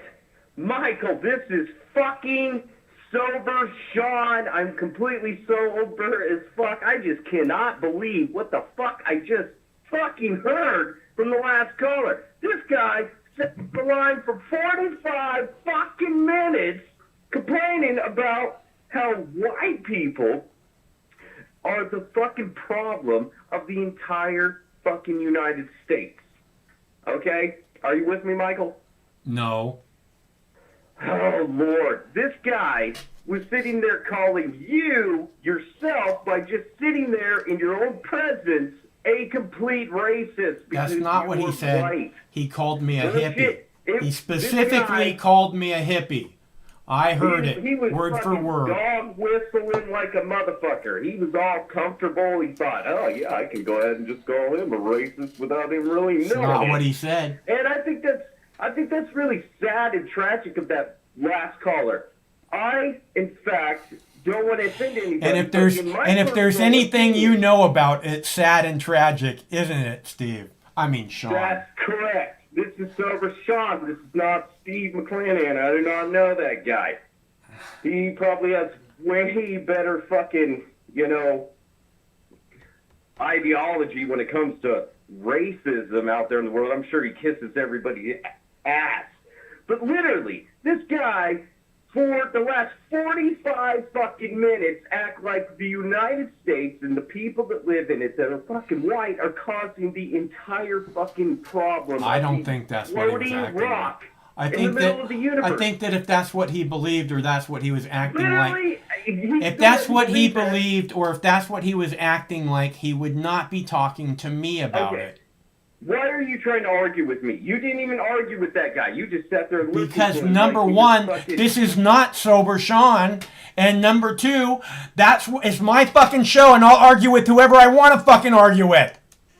Yeah, well, you listen here, motherfucker. I'm ready to argue. I'm arguing about that last caller because he was terrible, in my opinion, and I think really pathetic. And all he was doing was trying to pat himself on his back, was doing some virtue signaling, trying to make himself feel better about himself. And it was kind of really extremely pathetic because he acts like no other country in the fucking world has laws, and he's starting to figure it out with this whole, okay, I just want to say, I know this is hard to understand, but on this earth, the floating rock in the middle of the universe, some people actually think it's flat, for God's sake.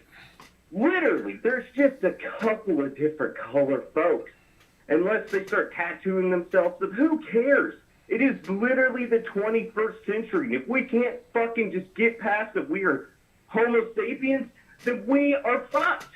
And then this guy wants to get on the line and fucking sit there for 45 fucking minutes bullshitting about nothing but fucking race and white supremacy. And he fucking loves saying these fucking words over and over and over again. And basically telling you, because you're white, sitting there, that you just literally, even though you might not be racist, you are in fact a part of the actual racist scheme because, in fact, you're fucking white. They think this is some kind of brilliance that they've pulled out of their fucking ass, and they think they are so fucking smart. And you know what? People are tired of it, of all races. That's what these people don't fucking understand. Who you calling these people? These people out there that believe that bullshit that he was saying about the white supremacy and all this goddamn bullshit. Literally, about American history, all this bullshit that you can look up about American history. This guy wants to talk about American history the way that he fucking wants to interpret it. Doesn't fucking mean it's fucking true. He just doesn't say, I speak on spit all these facts. Motherfucker, you sat there for 45 minutes just spewing a bunch of nonsense. Okay. In reality, I gotta that's go. all I heard, in my opinion. Uh-huh. Okay, thanks for your opinion. Jesus Christ, the whole fucking existence of the earth has been tragic. Get over it.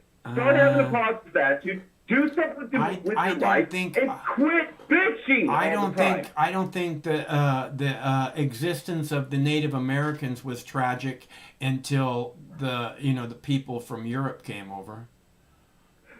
All I'm saying is, it's the 21st century, and everybody's like, you know what? Like, literally, like, you know, these people back in the day, they were like colored folks, they were like a tribe and stuff, and then like, oh my God, they had to go through so much trauma and stuff, and people killed them, and people are fucking nuts. Yes. Literally, they always have been. Obviously. And they still are. And you're a shining example of that, Sober Sean. Thanks so much for calling. Thank you. I gotta go. Have a great evening. You too. I gotta go. Bye.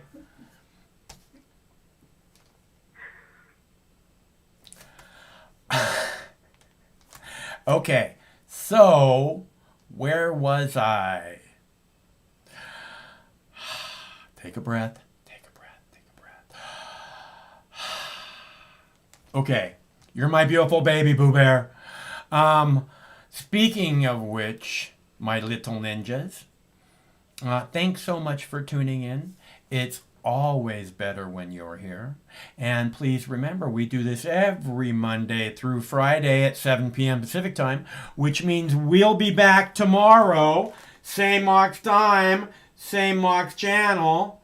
Until then, stay cool, because one of these days, this war is going to end. Stay cool till then. No matter which mouth you feed on a two-headed snake, it still shits the same turd. But lucky for you, you have Mox News. More than 10 years. More than 60,000 videos. Mox News has been filtering the nonsense and illuminating the bullshit from your mainstream media. Turn off your TV and turn on to Mox News. For over a decade, documenting the socio-political events that have etched and carved the pathways that define today's modern mess, Mox News has been providing clarity while faithfully bringing you today's relevant stories 100% commercial-free and subscription-free. And just like Lady Liberty vows to remain free. But at this time, we're asking you for your help, your patronage, and your support to keep the lights on and the videos rolling. For less than 17 cents per day, you can become a basic subscriber, knowing that your donation is truly making a difference that will help continue bringing the news stories that make a difference in your life. Turn on, tune in, and drop a couple dimes today by clicking the link below or visiting moxnews.com and show your support at any level. From a single one-time donation or dedicated monthly subscriber, do it now in less than 2 minutes. All donations are safe, securely processed, and verified using PayPal, Visa, MasterCard, American Express, or Discover Card. As always, we're sure you'll find something of interest each and every day. This holiday season, give the gift of Mox. moxnews.com.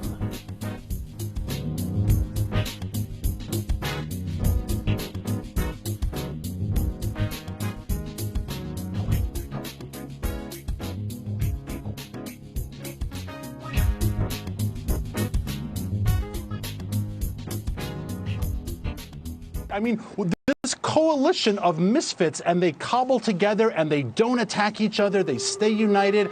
I wish the coalition of misfits, and they cobble together and they don't attack each other, they stay united. Coalition of misfits, and they cobble together and they don't attack each other, they stay united. Coalition of misfits, and they cobble together and they don't attack each other, they stay united. Coalition of misfits and they cobble together and they don't attack each other, they stay united. Coalition of misfits and they cobble together and they don't attack each other, they stay united. Coalition of misfits and they cobble together and they don't attack each other, they stay united. Coalition of misfits and they cobble together and they don't attack each other, they stay united. Coalition of misfits and they cobble together and they don't attack each other, they stay united. Coalition of misfits.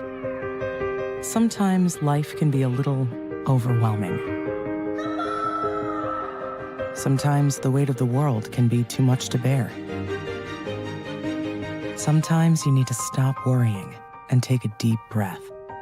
Sometimes you need cannabis. Introducing Brightside, high-quality cannabis delivered right to your door. Brightside offers an extensive menu of strains and products to meet your needs. Choose the experience you want, and we'll send you the dankest herb, the real sticky icky, some top-shelf marijuana. If you like what we send you, keep the whole jar. We'll even include some nugs for you to blaze. As part of Discovery, you'll get to try new strains and products.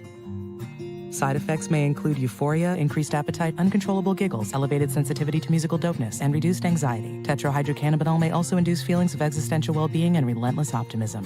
With a Brightside subscription, you can get it once a month, once a week, or whenever you want, all at a price you'll like. And yes, this is a real company. Do you know who I am? You're the wizard. Ask your doctor if cannabis is right for you. It probably is. Keep it Brightside.